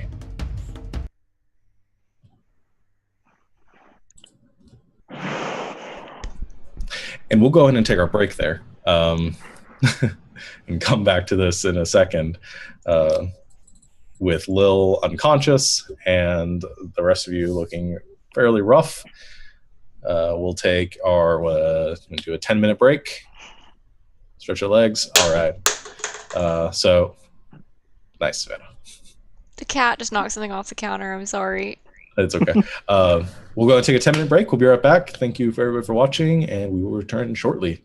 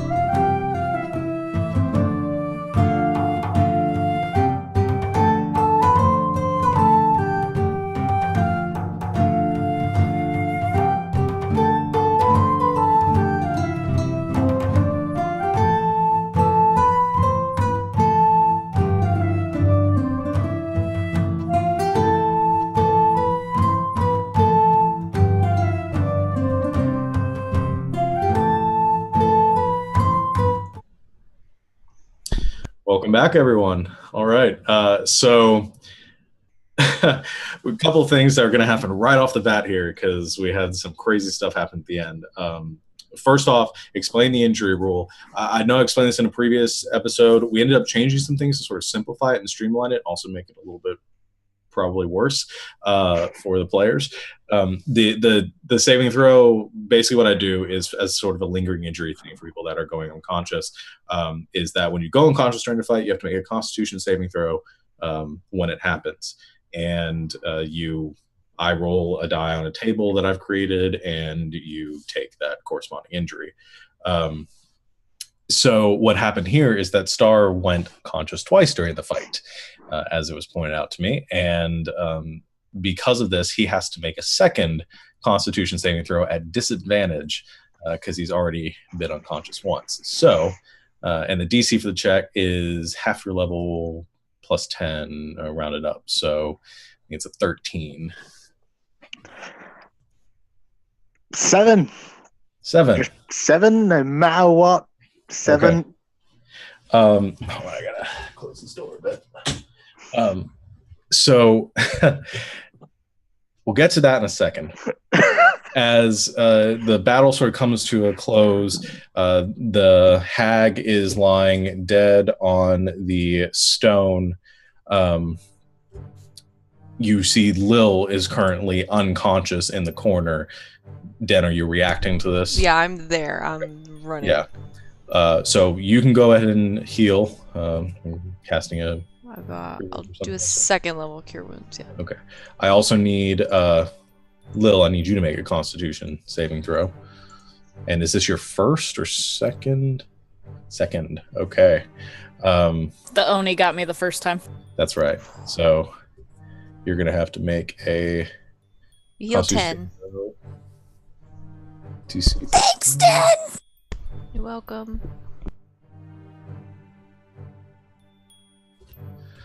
All right, so rolling some injuries here. That's a 6. Yeah, that's a fail. So, okay.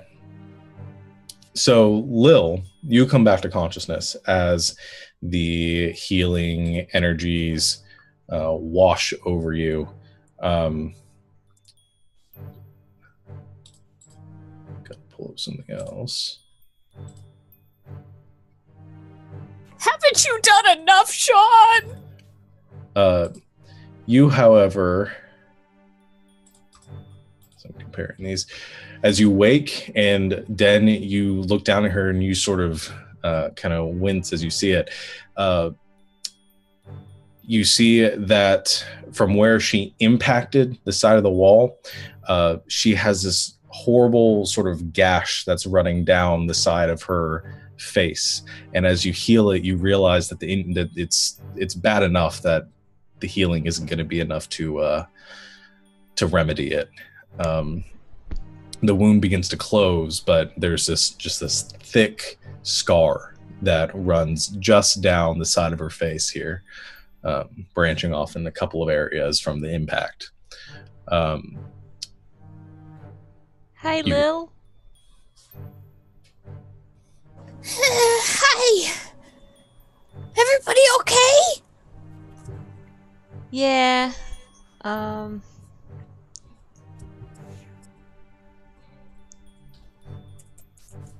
What's wrong? Never mind. Okay. You okay? Do you need healing? No, I'm right. It's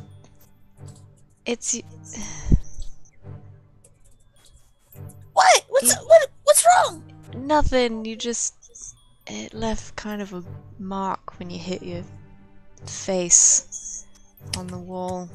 Do I feel it? You do. You feel this kind of fissure, sort of, this bad gash here. It doesn't hurt anymore. It's a little sore, but you feel it running down the side of your face there. It's alright. I mean, I fixed it, but I think that one's gonna stay. Oh. Wow. I got hit hard. I hope you're not. I mean, it looks kind of cool. Yeah? Yeah, Okay. it's kind of badass. Okay. Well, I'm okay. I'm feeling okay. All my parts are here. Yeah. Everybody else, okay. Yeah, we're alright. Okay. Star took kind of a beating, but... Yeah, that's partly my fault. I'm really sorry, Star.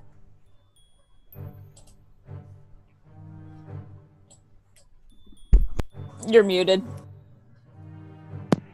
Am I okay? What? So, Star, as you pull yourself back from the hag, looking down at her, adrenaline begins to leave you.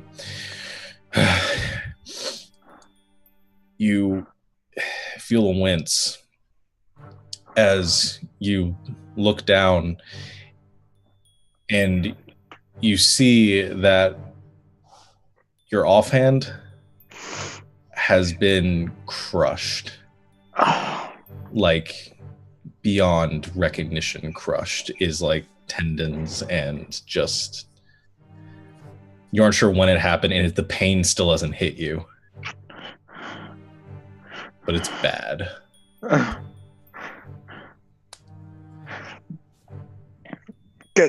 Good guys, I might not be as handy now. Can I cure wounds him?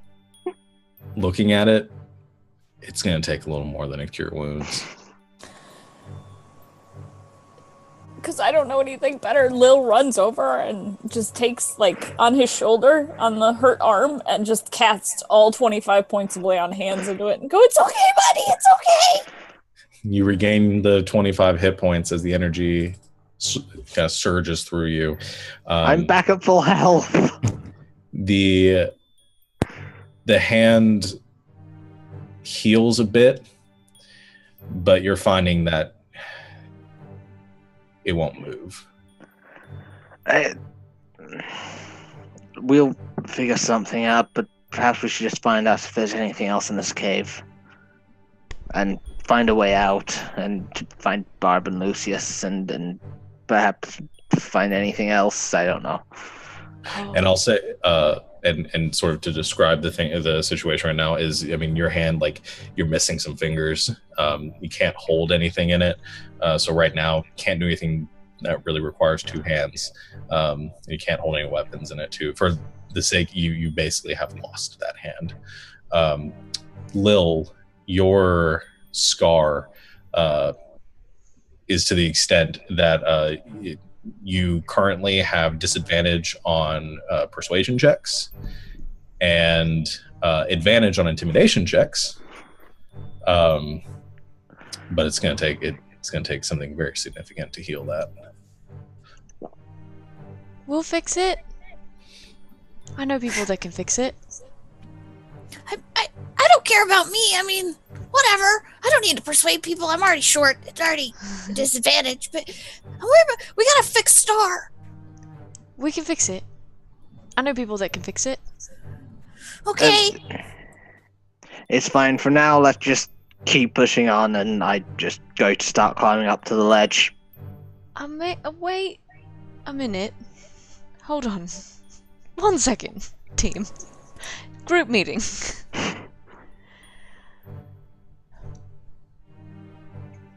Star, do you think there's actually anything in this cave that we need to find? A way out?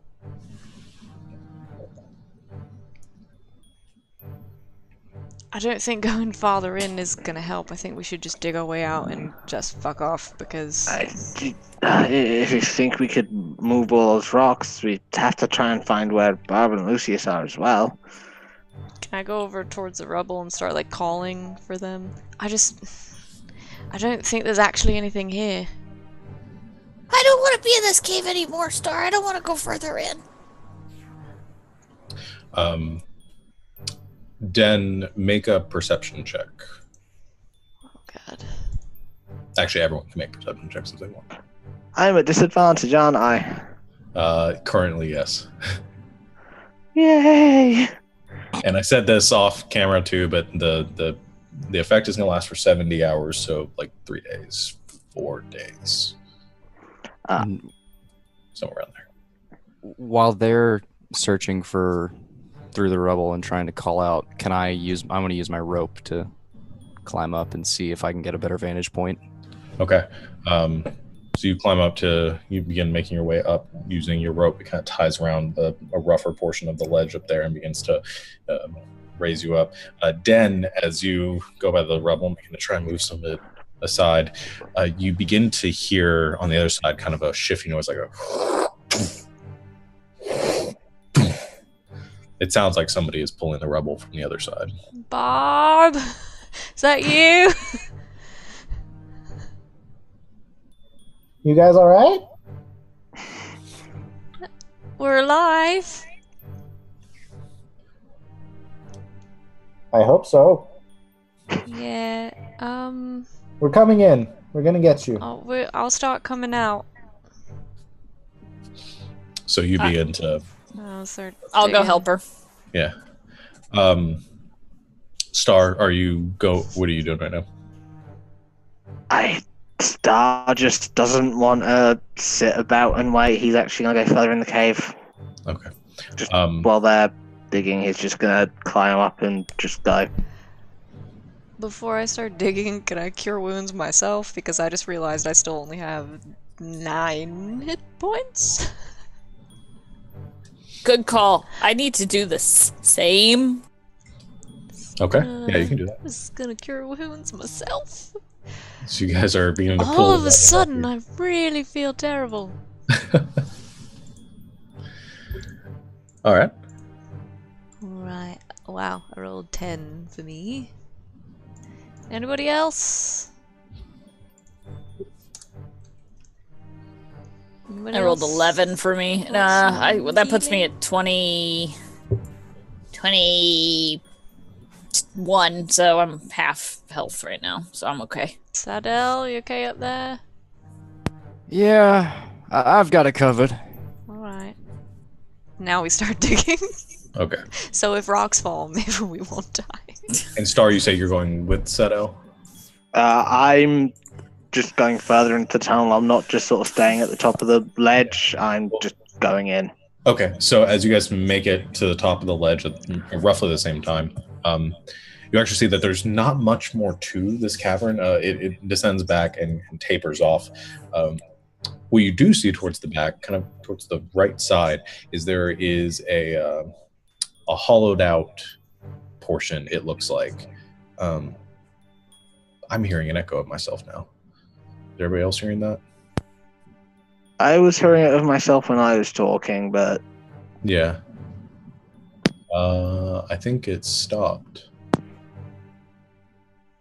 I'm not hearing it anymore.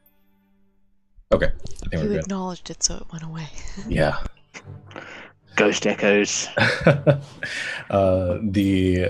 You see that there is a hollowed out portion. It looks like a secondary sort of cavern off to the side. It doesn't look natural. It looks like something else has carved its way that direction.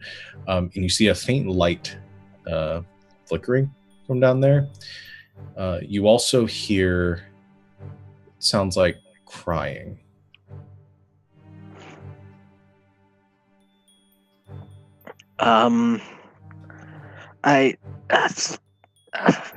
Star's just not thinking right now. Dagger out at the ready, he's going in. Okay. Do I see him doing this? Not sneaking, so... Yeah, so you do. Okay, I'm... Star, where are you going? Through here, and I just keep going. No, I take my rifle out and I follow him. Okay. You both come around the corner, and the first thing that hits you is the smell. It is foul with like a sick sweetness to the air. It smells like a mixture between decaying flesh and pot roast. It's gross. And you quickly identify the source of the smell. There is like a cauldron in the corner. There are bones strewn around, and you sort of put two and two together, especially as you see the size of the bones, about child-sized. As you come in, though, and you see there is like a cot towards the side there, and it's a rather spacious room. There's a cot towards the side.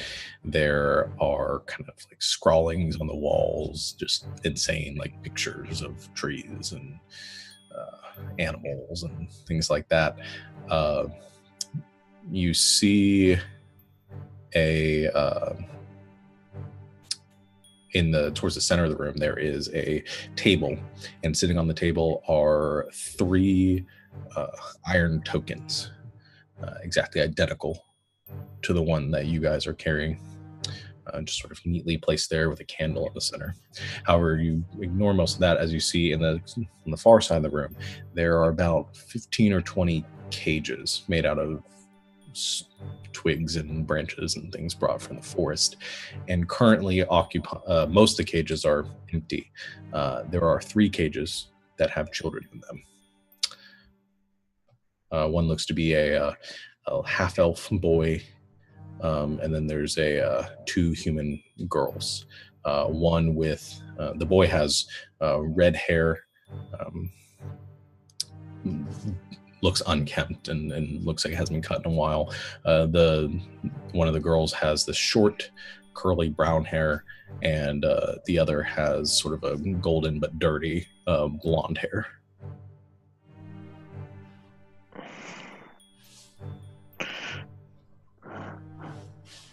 They look and see as you enter, and though the boy and one of the girls kind of shrink away in the cage, looking distrusting, one of the girls kind of more bravely comes up towards the edge and says,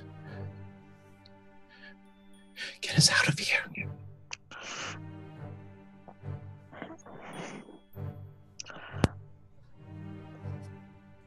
Star sort of coming in, like upon talking, he actually just kind of freezes in place, dagger at the ready.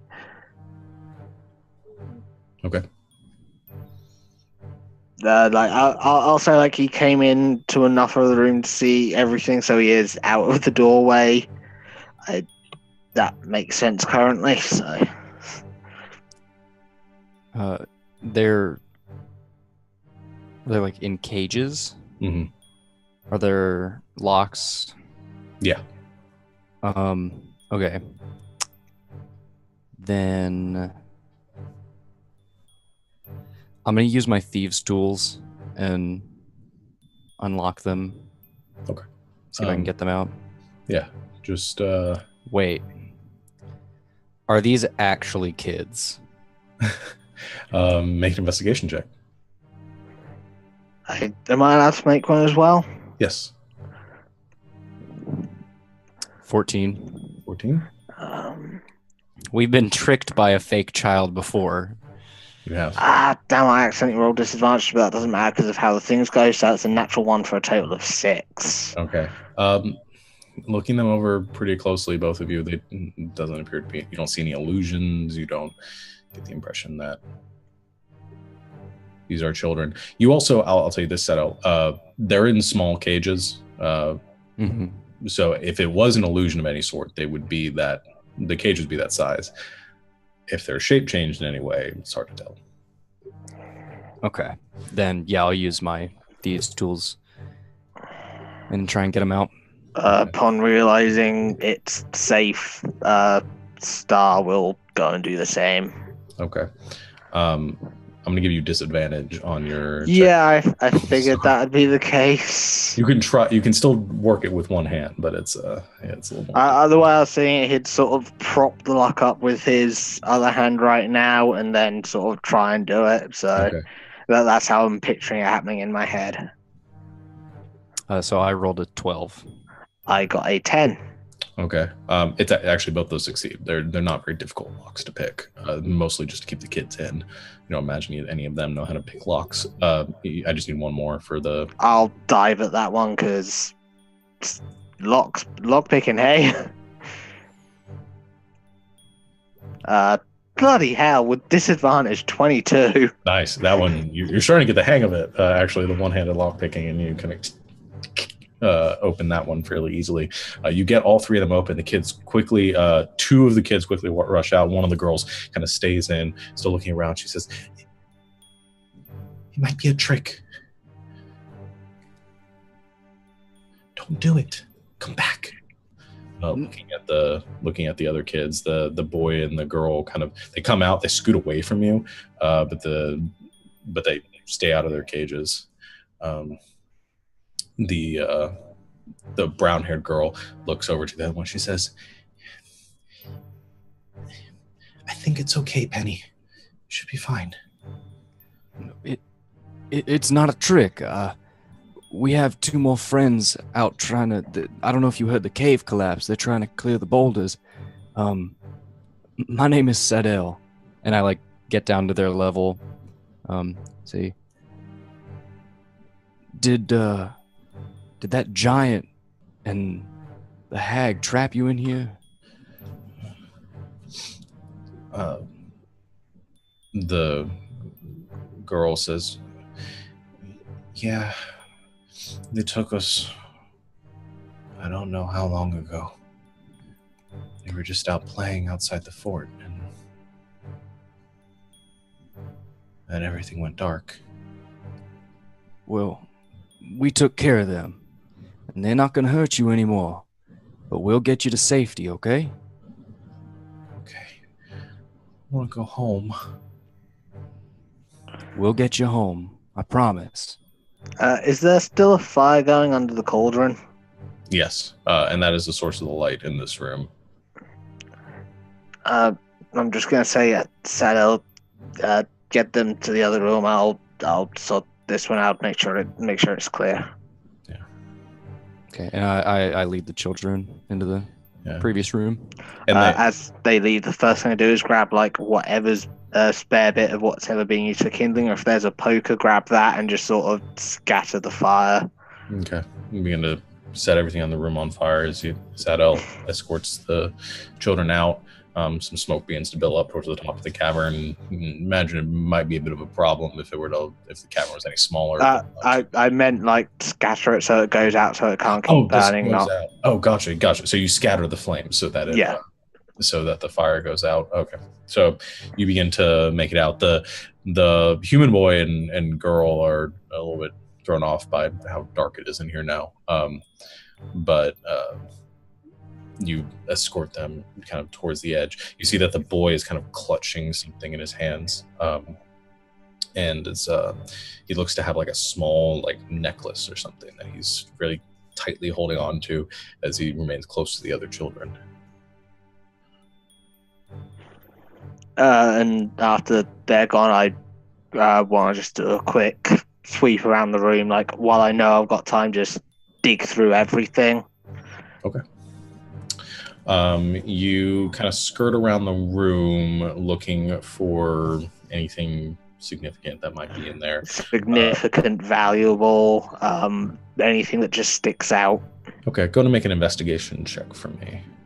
If I'm right, that one's not at disadvantage? No, I think it was wisdom. It was wisdom and charisma, I think you said? Yes. 9. Okay, you skirt around the room. You see those tokens in the center of the room. You don't imagine they're valuable, but they are similar to the one you picked up before. Otherwise, there's not really much that you find in this room. It's pretty much just carnage. Okay, first thing I'm going to do is go up to the table, take the bandana off my arm, and just use that to sort of bundle and tie up the hand a bit. Okay. After that, with the spare hand, just grab all the tokens in the bag, then go back to everyone else. Okay. You pick up all the tokens, and as you pick up the last one, there's this weird moment where you get this sort of feedback, where, when you're like with a microphone, where you have the receiver and the speaker on the same. You hold the walkie-talkies together. Yeah, you get that together as you start to put that one in with the other coins, where you have your current coin. It's like you're hearing something coming from the coin that you have in your bag, or that you had in your pocket, and it's just this like feedback loop that stops after a second. Okay. But yeah, after doing all that, it's just straight back to the others and to actually I was also going to take one of the locks off the cages and just play about sort of picking the lock while they're moving the rubble. So like practicing with one hand. Practicing, it's more just he likes picking locks. Yeah. So, to cut a long story short, he's just doing anything he can to not have to think about things too much. Okay. So you guys make it back over to the ledge, and you, the two of you, as you're clearing out the rubble, and you see a bit of daylight begin to break as you kind of meet in the middle with Barb, who looks sort of frantic and worried, pulling away the rubble. And you've cleared out enough of a passageway you can get through. You turn back towards the ledge, and you can see Star and Sado coming down, helping 3 children down with them. I run over to try and help the kids. Yeah, we'll try to help them down. Okay. They're a little kind of frightened of you as you approach, and kind of huddle back behind Sadel. But as you come up, you can sort of tend to them. They look, they're dirty. They seem well fed though. Keep your meat fat. Almost overly so, yeah. They don't look injured or anything. No, they actually look in pretty good health, like someone's been tending to them. Except again, they're just a little dirty. Their hair is a bit long. Their nails aren't kempt. As we're helping them down, I try subtly, which is not Den's strong suit, but subtly to cast Detect Magic. Okay. You cast Detect Magic. You don't sense any magic coming from them. Oh, good. Okay. So, even though I'm at... Well, I don't know this, technically. As the kids are coming down and are fearful of us, Will comes up and... I know, this is really scary, and I know, but see, the bad guys are gone. We took care of them. We're gonna get you home. I scared the crap out of them, I'm assuming, because of my face. They sort of shrink back away from your face, which it's not only the scar, it's also the fact that your face hasn't been cleaned, and so you're like half caked with blood on that side. And so they give off a little bit of a yip as they back away from you, in a little bit of fear.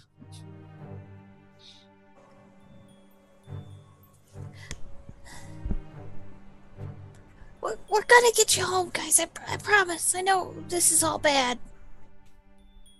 The girl's been doing the talking and says, "Okay." Where are you all from? Fort Harrington. You're from the fort? Yeah. Who are your parents? Nobody important.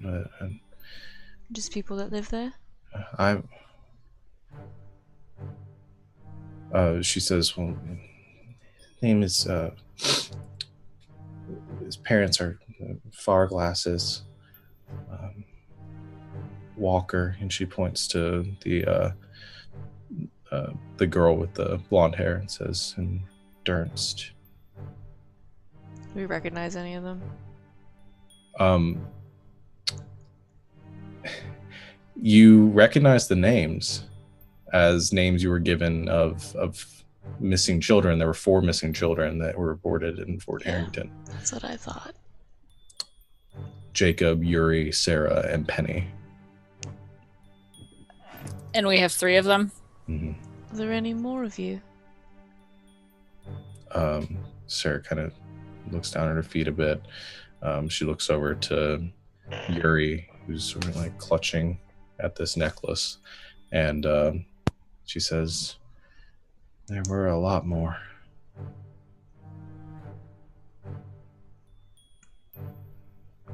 All right. Well, we're from the fort, from Fort Harrington. The Commandant sent us. Do you know him? No. Or Captain Reyes? Do you know her? No, I know her. Yeah, they sent us out here to look for you. Really? Yeah. So you're gonna take us home? Yeah, so we're gonna take you back. Okay. Right. Some very important people from the fort are coming out here. And they can help us take you home. Okay. Yeah. So you stick with us. Don't worry about it. Thank you. Yeah. Alright, come on. Let's try to get through this wall. We've got a friend on the other side named Barb who is very strong. She's stronger than me. Okay. She's gonna help us get through. Alright. So you help the children through. Barb sort of lifting them and picking them to the other side. Eventually all of you climb your way through. Barb and Lucius kind of give an audible like as they see Lil and Star coming out, and all of you kind of looking rough. Lucius kind of saying, "Is everyone all right?" We're fine. All right. Should we go back? Yeah, I need a bed. We'll worry about the kids first. We'll fix us later. All right. Let's go then. So those of you that are in better condition, kind of leading the rest, making your way through the jungles back to 1,000 steps. It takes a little bit longer to get back there, about like an hour and a half to 2 hours with the kids and the injuries. But you make it there before the sun sets, entering the city. And the kids are both frightened and seem to be, amazed by the large city that they're now walking into, something that they haven't seen in a long time, at least. And they kind of huddle close to you, but they are sort of looking around in amazement and wonder as they enter this city of cat people. Forever trying to cheer everyone up. I'm just trying to talk to them and also trying to talk to Star. Like, these are our friend Star's people. He knows a lot about the city. I bet there's lots of stories he could tell you as we go through. Right, Star? Lots of good stuff here. Fun stuff. This is the oldest tabaxi city. We took it from the Grung a long time ago. It's the ziggurats at the center is used to worship Lelavath, and it's just he's jointed rambling until someone stops him. Very tired, and I stop him almost immediately, realizing how it feels to have your arm screwed up like that. Yes, have you heard about the fairies? I say to the children, pretending like that didn't happen. Well, when she says fairies, you actually hear a little snarl come from Star. Kind of back away from the snarling cat. He gets cranky when he's tired. It's alright. Have you heard about the fairies? The girl who knows is Penny. Says, fairies? Yeah, I start making shit up about fairies. Okay. Make a deception check. Can I interrupt her too? Because of like the whole story about the fairies and the lights and chasing the lights is what like brought a lot of kids here.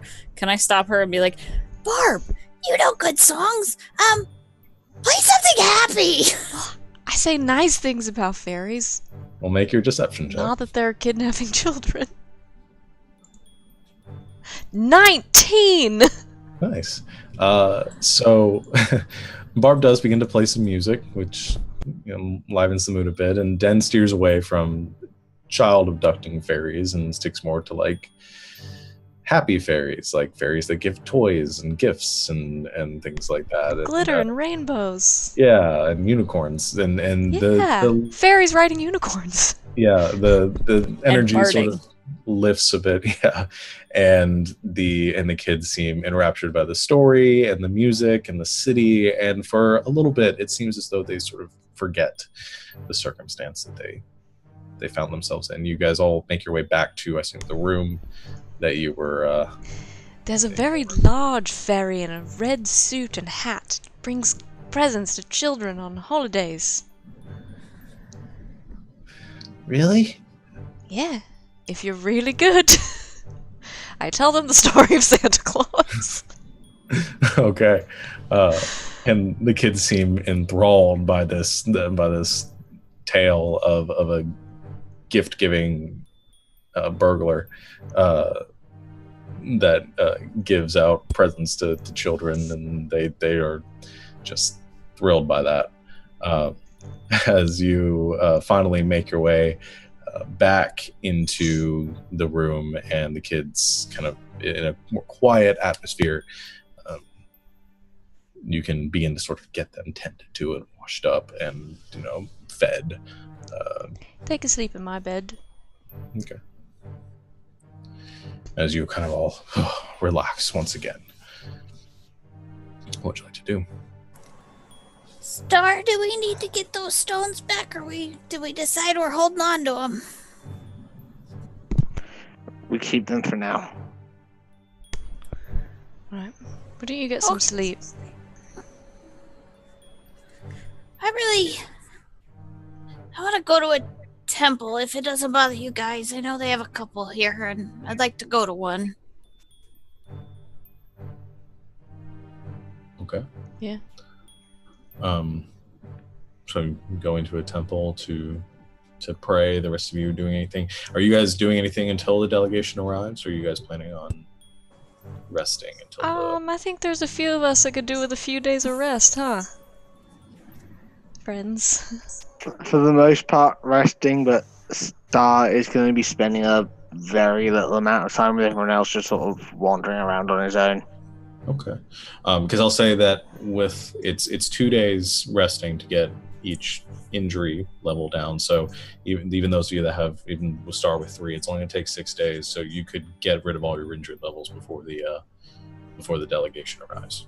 If that's that's something at least. Yeah. Hey, Sean. Yeah. Can I make okay, I understand that my injury levels could go down, but can Lil keep the scar? Oh no, the scars, the injury. It's permanent. Yeah, the scar stays until you use it's healing of 6th level or higher. So it's just like the points or like the levels that go away. Yeah, the levels go away. The injuries, unless I tell you, stay. The paranoia goes away. Okay, cool. For Star, because that times out after a couple days. But the sort of bludgeonings and the more permanent injuries, those remain. Cool. So we take a very long rest. Yeah. Is there like a library or something similar in this town?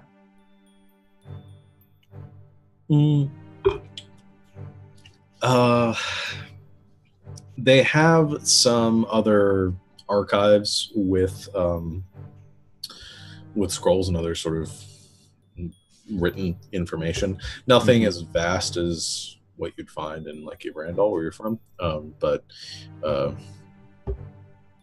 they do have some bits of information. Why? What are you looking for specifically?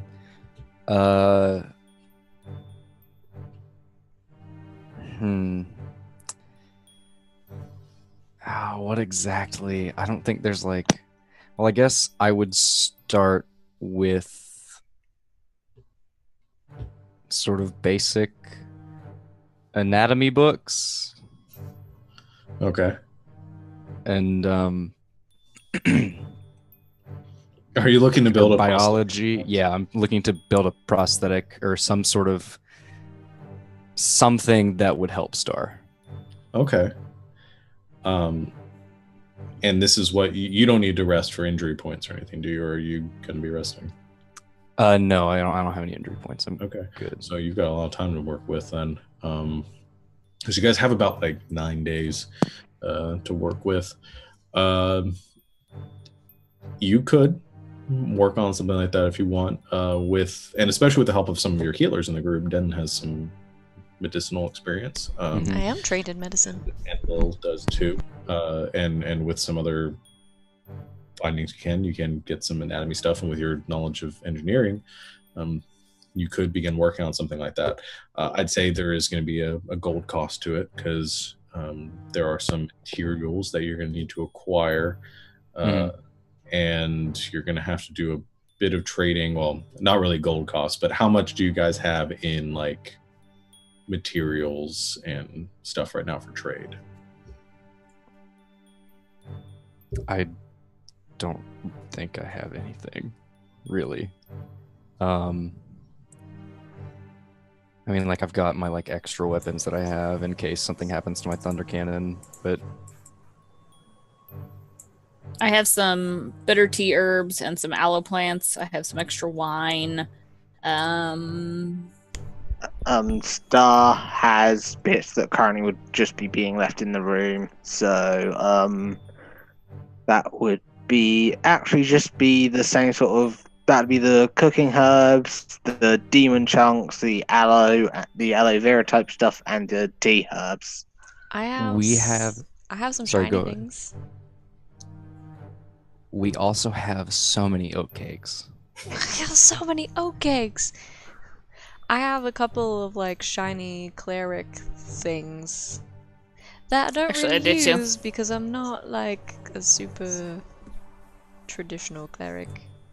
Yeah, I have a censer that I could give up. Probably some incense. I also have a censer. I have so much incense. I will say one thing everyone notices quite quickly. Every time Star starts doing something and he's two-hand full, he just casts Mage Hand. You've had 3 hands this whole time.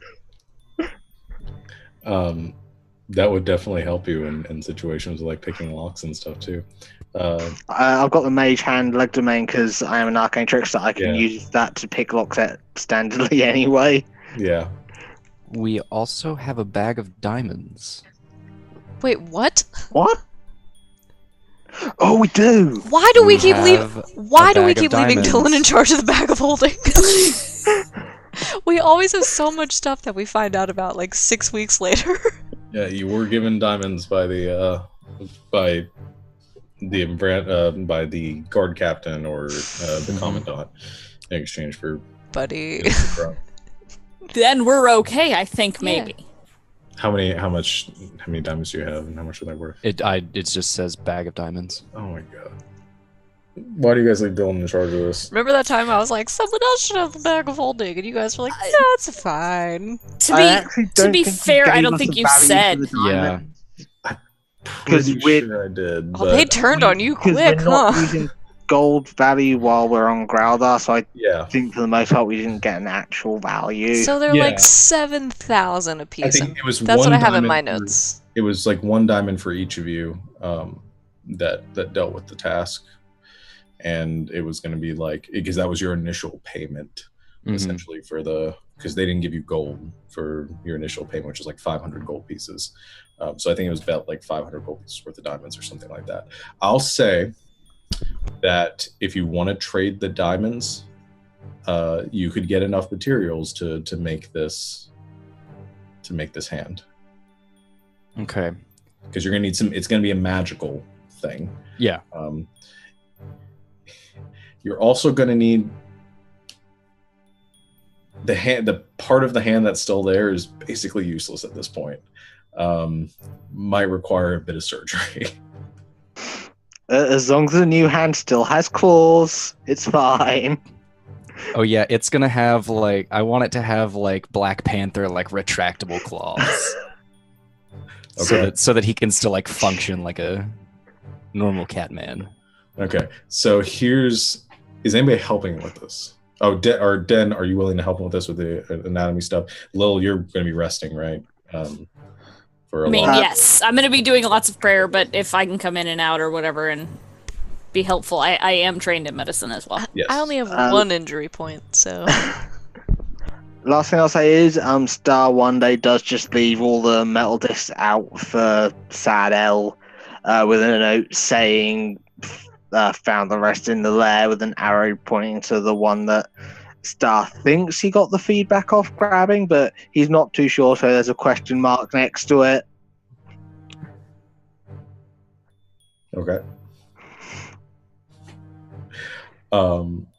And Sarah, I'd like you to say that what you just put in the Roll20 chat out for everyone to hear. What? Huh? Yeah, what? was that? I didn't type anything. Yeah. So you were right. It's in my notes. When I took notes, it's there. 500 gold pieces per She said, diamond. my apologies. My apologies. It's here. You were right. I was wrong. I can't remember. Very quick to turn on the DM. This party is Very quick, very quick. Everybody's losing a hand next episode. Hey, okay. hey, Listen, I already lost an arm. I was honest about Moonbeam. I was honest about other things. I made one faux pas. If I needed to do another Constitution save, which led to this whole damn mess. You, sir, have a problem with cutting off people's arms. I do love it so. Stop disarming people. This is the second time. He's like Luke Skywalker. I don't know what his problem is. I just can't put my finger on it. Boo. All Dylan's checks to make this hand now are going to be at disadvantage for that pun. You're at disadvantage. So what we're going to do then is we're going to do some checks for you to construct this hand for for a Star. Psych! It's for myself. Ha! Got him. So here's how here are the checks I want you to make. It's going to do 3 checks. Do you have tinkerers, or is it? Yes, I do. Okay, so it's going to be and either one of you can make these. It's going to be a medicine check for the anatomy. It's going to be a tinkering check to construct the hand. What was the last one I was going to have you do? Oh, an Arcana check for the enchanting to have it work. So, in the order we're going to do this is actually we're going to do the medicine check first for the design. So it's going to be with you guys helping each other. It's going to be at advantage. Okay. And you essentially, each one of these is taking up a day, and you guys have 9 days. So just don't fail 6 times. Okay. So the medicine check with advantage can come from either one of you. Yes, I think that will be I think me, we'll leave that to Den. since my wisdom is a 20 and I have proficiency in medicine. Okay. Day 1. It's the thing that I know how to do. 22 22. for medicine. Very good. Yeah, these are not easy checks, but that is a success. You are able to draw out and assist Sadel in the design that will be needed for a functioning hand. Probably more than functioning. Probably a pretty damn good hand, and especially looking to tabaxi anatomy. So you get sort of the dexterity and the claws and that sort of stuff in there. You spend a lot of time sort of creeping on some tabaxis and inspecting their hands. Holding lots of tabaxi hands. Yeah. So you get that done pretty easily. Then you move on to assisting with the tinkering. So I'm going to have you make, or no. Yeah, this is going to be the tinkering for the construction of the basic metal hand that will go in its place. Can I, since he's the tinkerer at this point and I'm sort of the backup, can I bless him for these?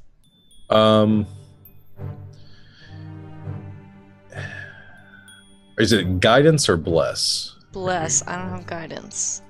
Yeah. But I can cast Bless. Yeah, and it Well, lasts. I don't know what. I don't read my spells. I know that I'm resting. Is so Bless for saving throws? Help No, me, Paladin. it's not that I don't think you can use it. It was just the time and how many times you can cast it. If it's going to be a full day worth of stuff. Bless Okay. lasts It lasts for up to a minute. Yeah. That's not super helpful. Guidance would be a little more useful because you can just keep doing that throughout That's the a day. fun cantrip that I don't know how to cast. Lil, are you saying that you have it?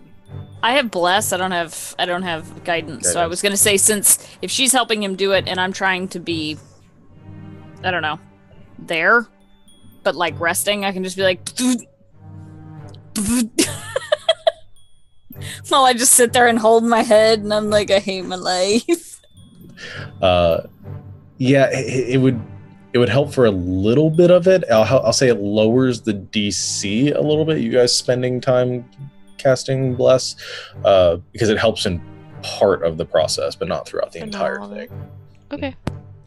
And what attribute do Tinker Tools use? This one's gonna be Dexterity. Okay, just wanted to make sure. And you have advantage. A 19. 19. That is good. Especially with the lowered DC on that. You spend the second day pretty quickly. You buy the materials, which are expensive. You make sure you get the best metals you can. You make sure you have to buy some enchanting supplies, some rare gems, some different sorts of herbs and other things used in the incenses to help kind of imbue these contraptions, and some of the other binding agents that are necessary for the enchanting process, which are pretty hefty in price. You spend that day, you gather the materials, and you spend that day constructing the base claw, keeping very meticulous eye on the size of Star's hands and all that stuff so it actually fits. And at the end, sorry, I actually have a design question. Yeah. For Sadel. Sadel, when you make the thing, the hand, is it possible to... Possible. The DC for these checks goes down by 5. To 0. It goes down to 1. Sadel, is it... So when you design it, I know you're making it look like a claw, but would it be possible to put like a little design or like imprint or something in it? Yeah, I could design something on it. I just have this, I sort of know what he's going through a little bit, but I have this little symbol. My god is under like a warrior god, and I thought it might be nice if we like put her symbol on it. Maybe as like a reminder of like how strong Star is and stuff. Maybe it'll make him feel better. I don't know. It's just like a thought that I had. I like that. I think I think I could engrave that symbol. I think maybe if I engraved yours as well as mine and Lil's. That way, we're all working on this. I think it'd be a good sign of faith from all of us. Yeah. Okay. Yeah. So I'll just describe to him, I guess. It's on my holy symbol, but so the symbol of Seraphian, which is derived from the symbol of Alarius, the like warrior goddess, I guess, of the pantheon, which is a broken, so it's a big X like this, but it's a broken sword on one side with a lightning bolt going through. for like power and like the strength of warriors and stuff. So I guess I draw it if I can, or I just describe it to him or something, so we can put that on there somewhere. So you engrave the symbol of the symbol that then describes you of Seraphine, as well as a symbol of Arisha and a symbol of Lelavoth on the back of the hand. Okay. Just so he knows that we're all watching over him. Yeah. So go ahead. Okay. What does what's Lilavoth's like? Kind of what does she kind of stand for? Change and you can go ahead. Basically like the cycle of life and death. It's the whole movement through that nature. Basically, she kind of rules over growth and all those good things. Okay, cool. And it's the symbol. It's the moon, crescent moon. Cool. Yeah. So I would like to, as I'm making it, carve the broken sword with the lightning bolt, the moon, and the golden bell. Okay. So go ahead, and I guess you finish that day, getting everything ready, and the next day is you have everything together and have this construction and got the straps for it, so it's on. You begin to work on the enchantment of it. It's good those first 2 checks pass, because this one's going to take a bit longer to work on. It's this series, or it's a prolonged process of enchanting it. So I'm going to have you make 1 check using Arcana, and again you have advantage on it because you're being assisted. 17. Okay, so it takes you a little bit longer to get through it. The enchanting process is an intensive one. It takes basically the rest of the time that you guys have off here to continue with the enchanting, and it's just full-on days of intricately carving in the engravings and laying them with some of the emerald dust that you need to, continuing the incantations that you're used to. And you're familiar with enchanting, you do this all the time, but you pay extra attention to detail to go through all of this. Is there anything else anybody is doing during this time that they need to narrate other than going and praying and resting and that sort of stuff? Can I, when I am praying, pray a little bit over my bottles of wine that I have tincturing? Yes, you can. You can continue to work on those. At one point, I guess it would be natural for Star to sort of say, he's going to get the broken hand cut off. Just because it is basically dead weight at this point, isn't it? So sort of after a few days, he sort of mentions that he's gonna go get it cut off and dealt with properly. Okay. If you want one of us to do it, I'm like a trained doctor, so. Yes, sure. Why not? I thank you. If you trust us. Of course I do. I'll do it. I'll assist. You guys knock him out first, which isn't hard to do. Drink this! It's just a bottle of whiskey. Yeah, you get him.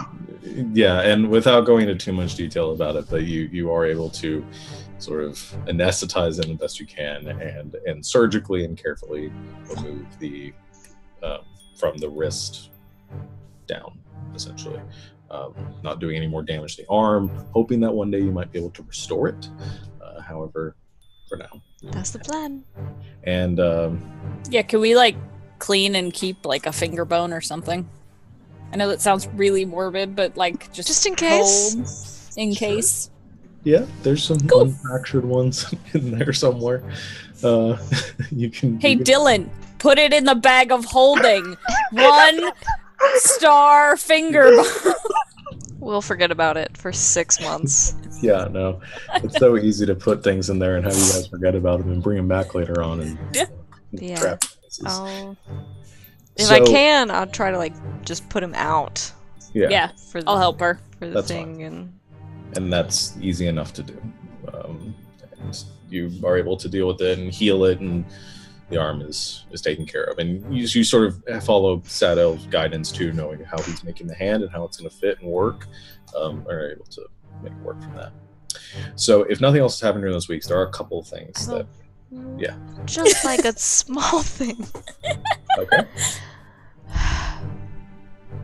Just like at night at some point before I go to bed, I'm gonna take out the Kraken idol that I have and try to talk to it and see if I can. So I have tongues as a spell, so I'll cast that before I do it, so I can understand any language that I hear, and I'll try to talk to it and see if anybody talks back.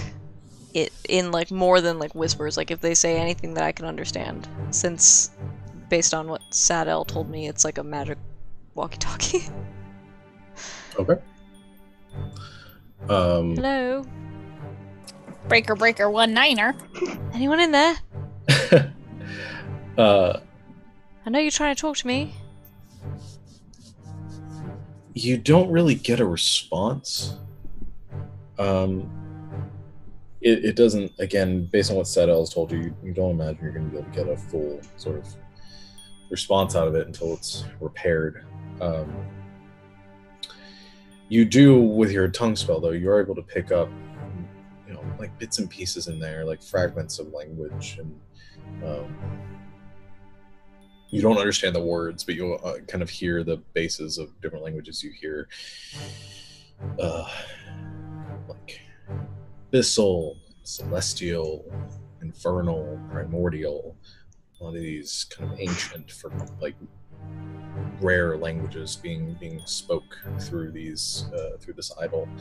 Can I tell what they're saying? It says I can understand any language I hear. Yeah, you can understand the language, and you're getting pieces kind of like, and all right, now here. So confirmation that it's broken. Yeah. Dang it. But it's still coming across as kind of like that. Okay. Dish tata. What does that mean? No. Parcel tongue. However, as you're listening to this and kind of by yourself and focusing on it, there is suddenly kind of this twinge, and you feel something sort of intruding upon you for a second. Oh, not again. And a voice speaks out in your head. Denowin. Oh, shit. Is that you? Can you hear me? I feel like I recognize his voice. You do. It's a very familiar voice to you. It's the voice of your father. Hey, Dad.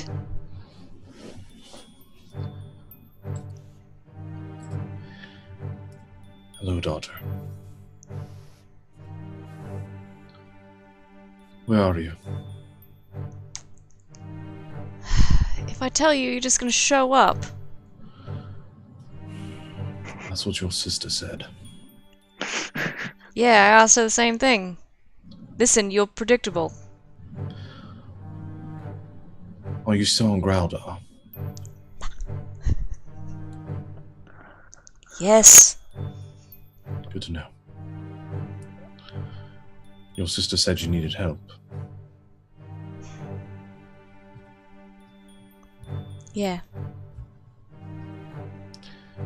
I can help you if you need it. You need only ask.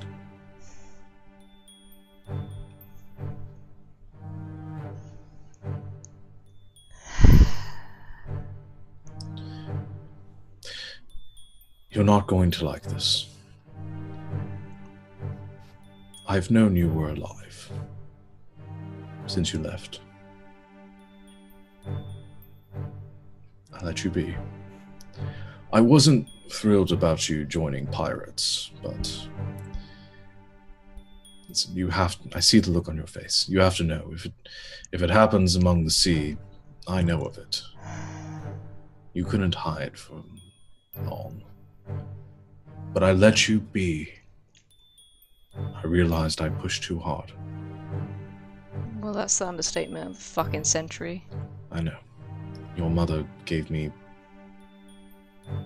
She gave me a hard time. Good. For what happened and you leaving. I can say this because you're not in front of me. Mum deserves better than you give her.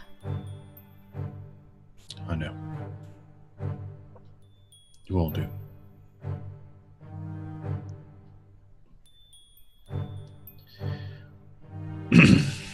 What did Ephraim tell you? She told me of a portal, of some disruption that you need our... Well, that you may require our assistance with.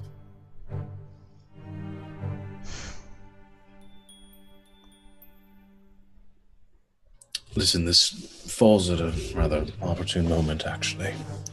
Everything always does with you. I can provide you the assistance that you need.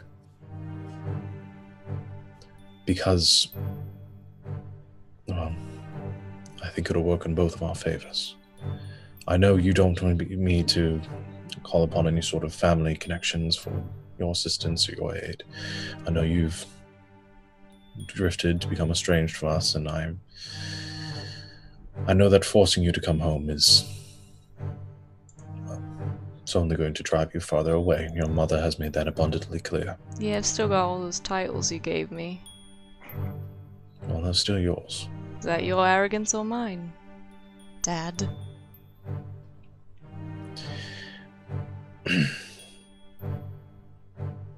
To business, then.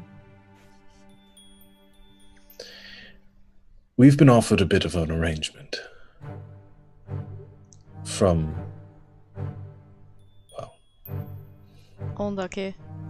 No. From the capital. Alright.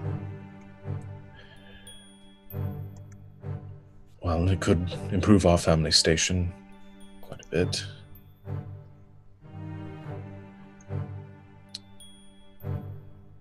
And well, I think it works in your interest too. They offered us a position among the Glahid. They requested that your brother join us, or join their ranks. That he undergo the training and that he become one of the protectors. Neros? Yes. Of course, it's a prestigious position, and it could do much to improve our family station. And of course, it seems as though you need their assistance as well within Raudar to help close this breach. That's why I offered them in return that you, and not Neros, join their ranks, undergo the training, become one of the protectorates of, well, the breach.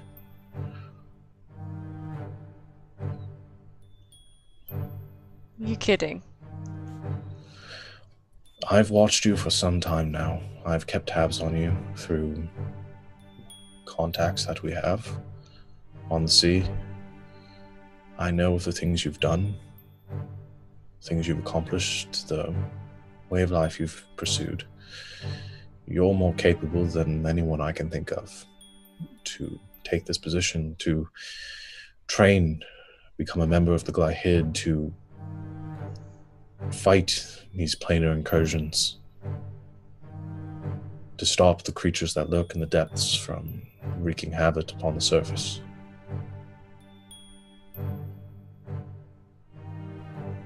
Can't say it'll be easy. It'll take time, but I think you can do it.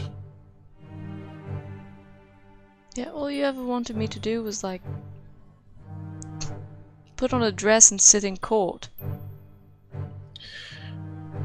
And that was my greatest mistake. not thinking about your wishes and what you wanted to accomplish. You can turn this down if you wish, and I can still leverage enough pull to have a few members of the Glyhid travel to Groudal and help seal this portal. But I hope you'll take this opportunity. You wouldn't have to leave anything behind. You wouldn't have to be locked away within the walls. You could travel, do the things you wish, and do the good work of our people. And you help me close a portal to the land of the Fae, wherever that is. I believe they'll try.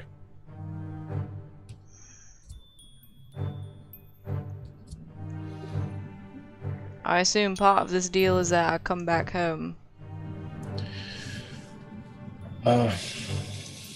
That's not necessary. If you don't wish to return, your mother and I would greatly enjoy for you to visit us once again, but you would need to travel to Selene and be formally inducted.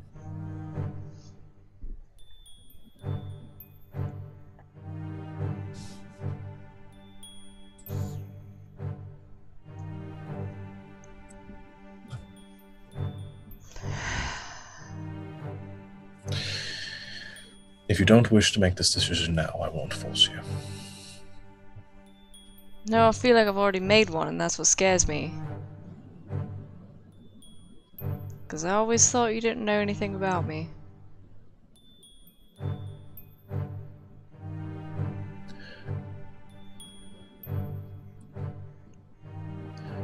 I learned more watching, listening these past few years, something I should have done when you were a child.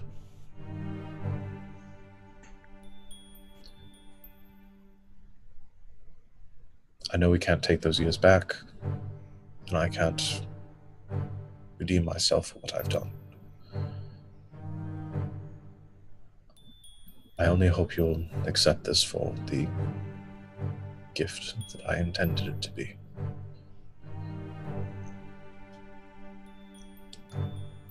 And you can send people here to help.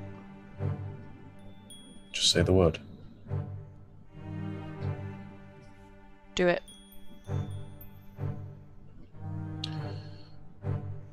Does this mean you'll accept their offer? Yeah. I'm very proud of you for everything you've done. Me too, Dad. I don't know how long it'll take for them to arrive. It might take a few weeks. Well, they're coming from quite a distance, as you know. Yeah. But they'll be there. Hell or high water. Is that a wave joke?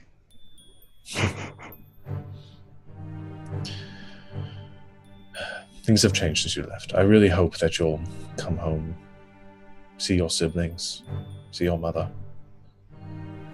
I can't say that she'll be thrilled about the tattoos, but she'd love to see you. Yeah, funny story. I don't get tattoos for other people. I know. Tell Mum and F. I don't really care about the rest of them.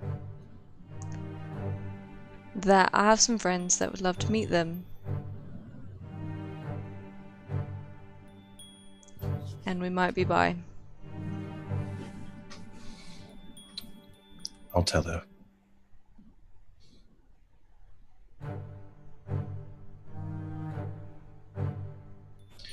Stay safe, Denowin. Den.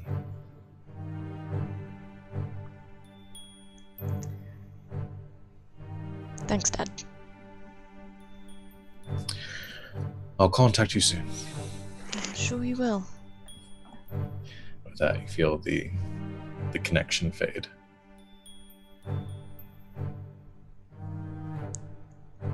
Where am I right now? Currently in your room. I put my fist straight through the door. You guys, Saddle's out kind of chanting in the common area. The rest of you guys sort of wandering about. And there's suddenly kind of as suddenly a blue fist just goes straight through one of the wooden doors. Dan, you okay? Yeah. What did the door do? Nothing. Is it, like, barred? Do you need help getting out? No, I'm fine. Okay. Sure? Yeah, my dad called. He just... Oh. Yeah. It's fine. Okay. If you want to talk about it. Yep. Okay.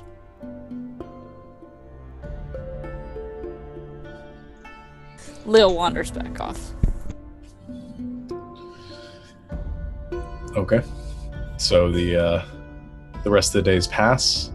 Eventually, Sadel triumphantly emerges with a hand in hand, presenting it before you. Star, your wounds have healed since the surgery, and you see this perfectly constructed iron or steel and kind of brass inlaid claw. You can see the intricate rune work that makes its way up to the tips. And on the back of it, you see the engravings of the deities of your friends, kind of in a triangle on the back of the paw.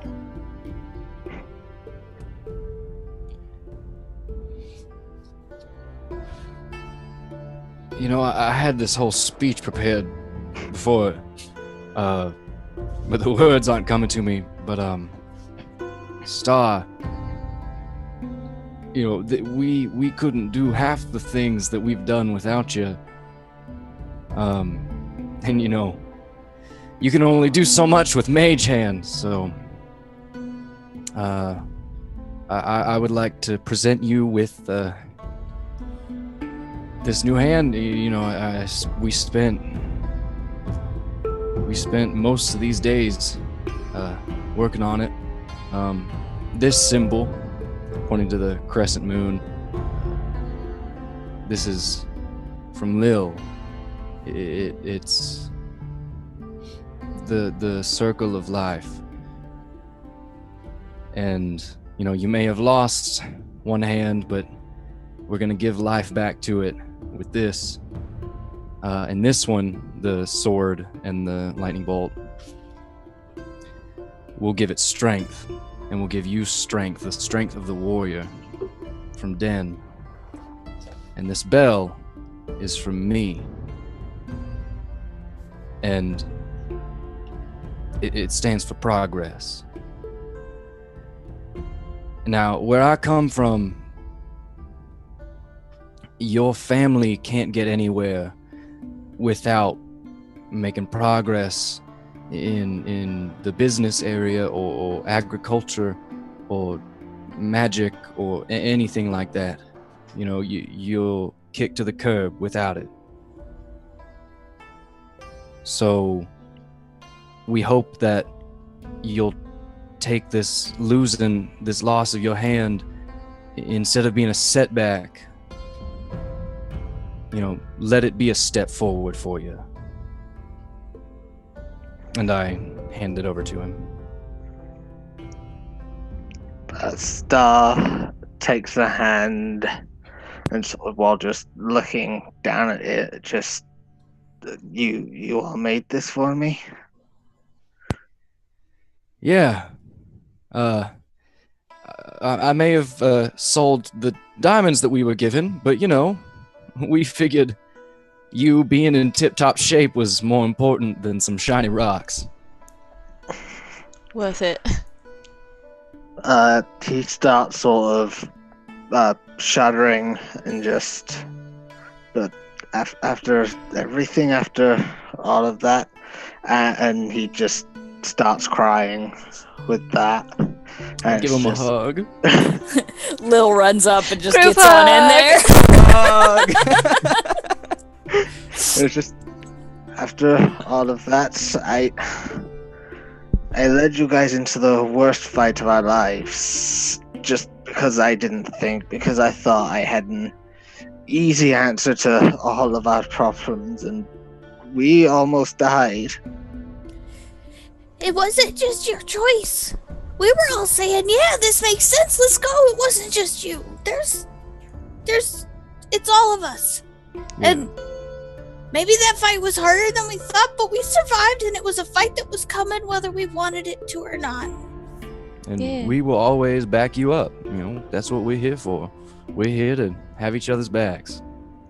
And we just, we put those symbols on there to remind you of that. That we're always watching you. And if we're not, some of us believe in gods that are, so...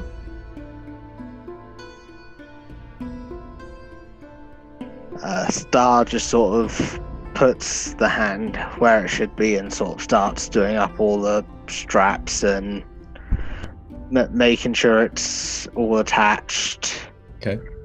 Just You begin to pull. There's a few simple straps that tie around your wrist. The whole thing kind of hangs a little bit loose at first. Inside out, you can tell in this, it does require attunement as you put it on, and so you sit down and begin to concentrate. And as you take this rest and meditate on the hand, kind of feeling out, kind of like with the ghost limbs and the phantom pains you've been feeling, you imagine your hand being there. And as you look over, you watch as the runes along the edge suddenly kind of like begin to light up all around it, spiraling and then down the fingers. As this happens, there's a glow, and the three symbols of the deities that are on the back glow as well with it. Suddenly, the end of the fingers, claws erupt from each of them, and you feel your hand tighten and clench, and you feel yourself able to move this hand as if it was your own. There's sort of that like grinding of metal a bit as you open and close it. Nothing terribly loud, but you feel it there once again.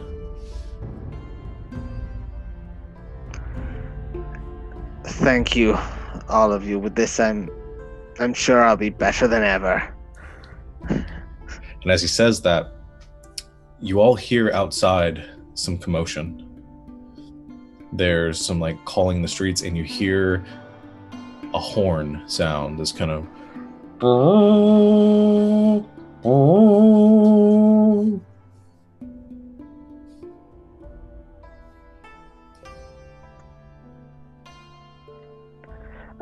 Go look out the window. Okay. You guys all rush over to the windows with him? Yeah. As you make your way over and look outside, you can see a cluster of men and women on horseback riding into the city. One at the front wearing golden armor, kind of flashing in the sunlight, one towards the back, or two flanking him carrying the banners of Ivrandal, riding into the city of Thousand Steps and up. You hear the sound of horse hooves echoing up from the city streets, and you see the tabaxi sort of separating as the Ivrandalian delegation approaches.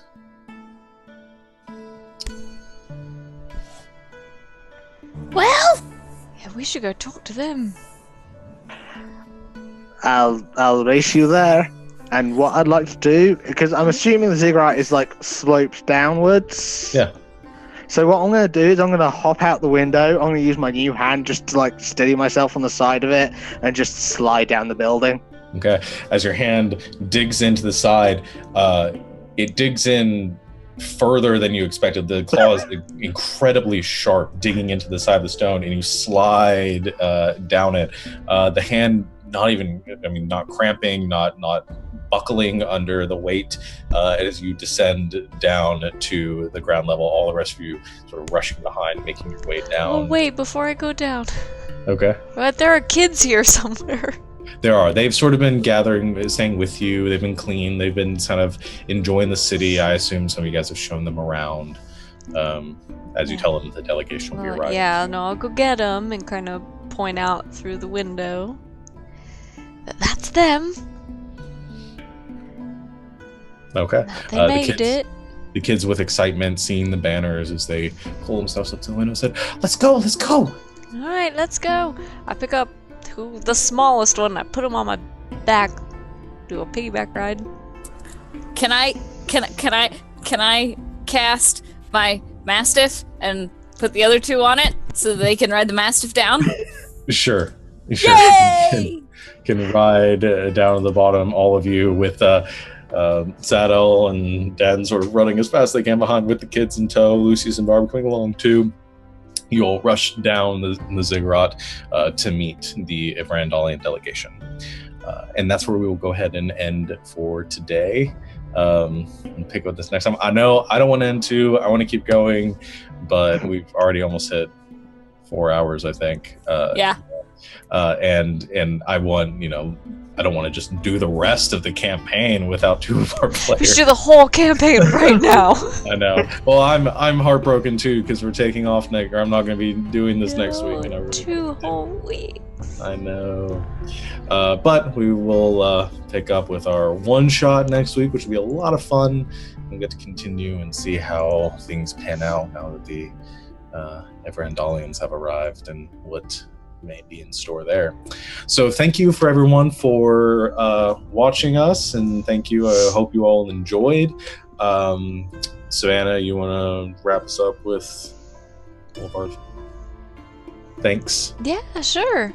I usually start off with maps, but we didn't have any maps this week. I'll go over to our world map, which I love for everyone to see because it's so lovely. So that's our world map that I'm showing right now from Roll20. Most of our maps are made through Incarnate is the maps. Incomptech is the music. They're very similar, and I'm just now realizing this, like 12 weeks in. Incarnate is what our DM, Sean, makes our maps through. So this is our world map, or the map of Graldar, I guess, not the whole world. But so if you like that, if you're looking for software to make your maps through, Incarnate is great. Check it out. It makes beautiful maps like the one that we have.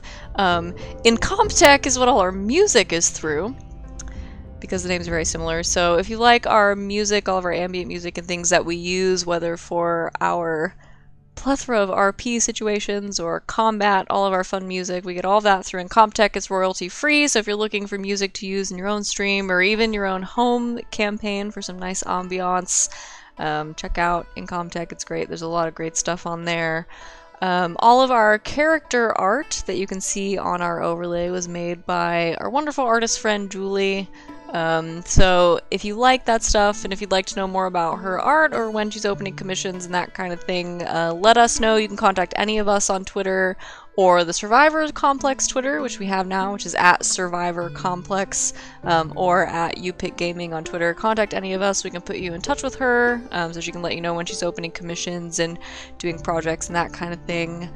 If you like our overlays, which we have a couple of, and you're looking to have some overlays for your own stream, whether it's D&D or video games or any kind of thing, art, any kind of thing you love to stream, Sarah, our wonderful player that plays Lilibet, made those for us. So if you're interested in getting an overlay from her, contact her via Twitter. Her Twitter handle is above her face right now. So contact her about overlays and things like that.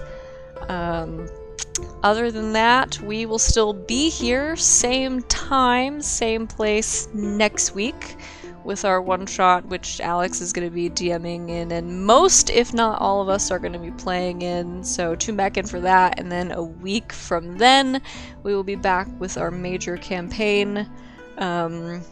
Until then, YouPickGaming, we're still trying to meet our follower and subscriber goals to do our dice giveaway. So if you love dice, if you want to win some excellent dice, follow at YouPickGaming on Twitter, as well as subscribe to the YouTube and follow us here on Twitch. And some really exciting news that we've been talking about on Twitter this week is that you can now subscribe to YouPickGaming on Twitch. So if you like what we're doing here and you want to be an even bigger part of it than you already are, click that subscribe button, give us your Twitch subscription, we would love that. And yeah, that's all I got, I think. All right. Well, yeah, I think that's everything. Got all the announcements. So I guess we will see you all back here next week for our one shot, and then a week after that to continue our campaign. So everybody have a wonderful evening, wonderful rest of your weekend, and until next time, good night, Internet. Good night, Internet.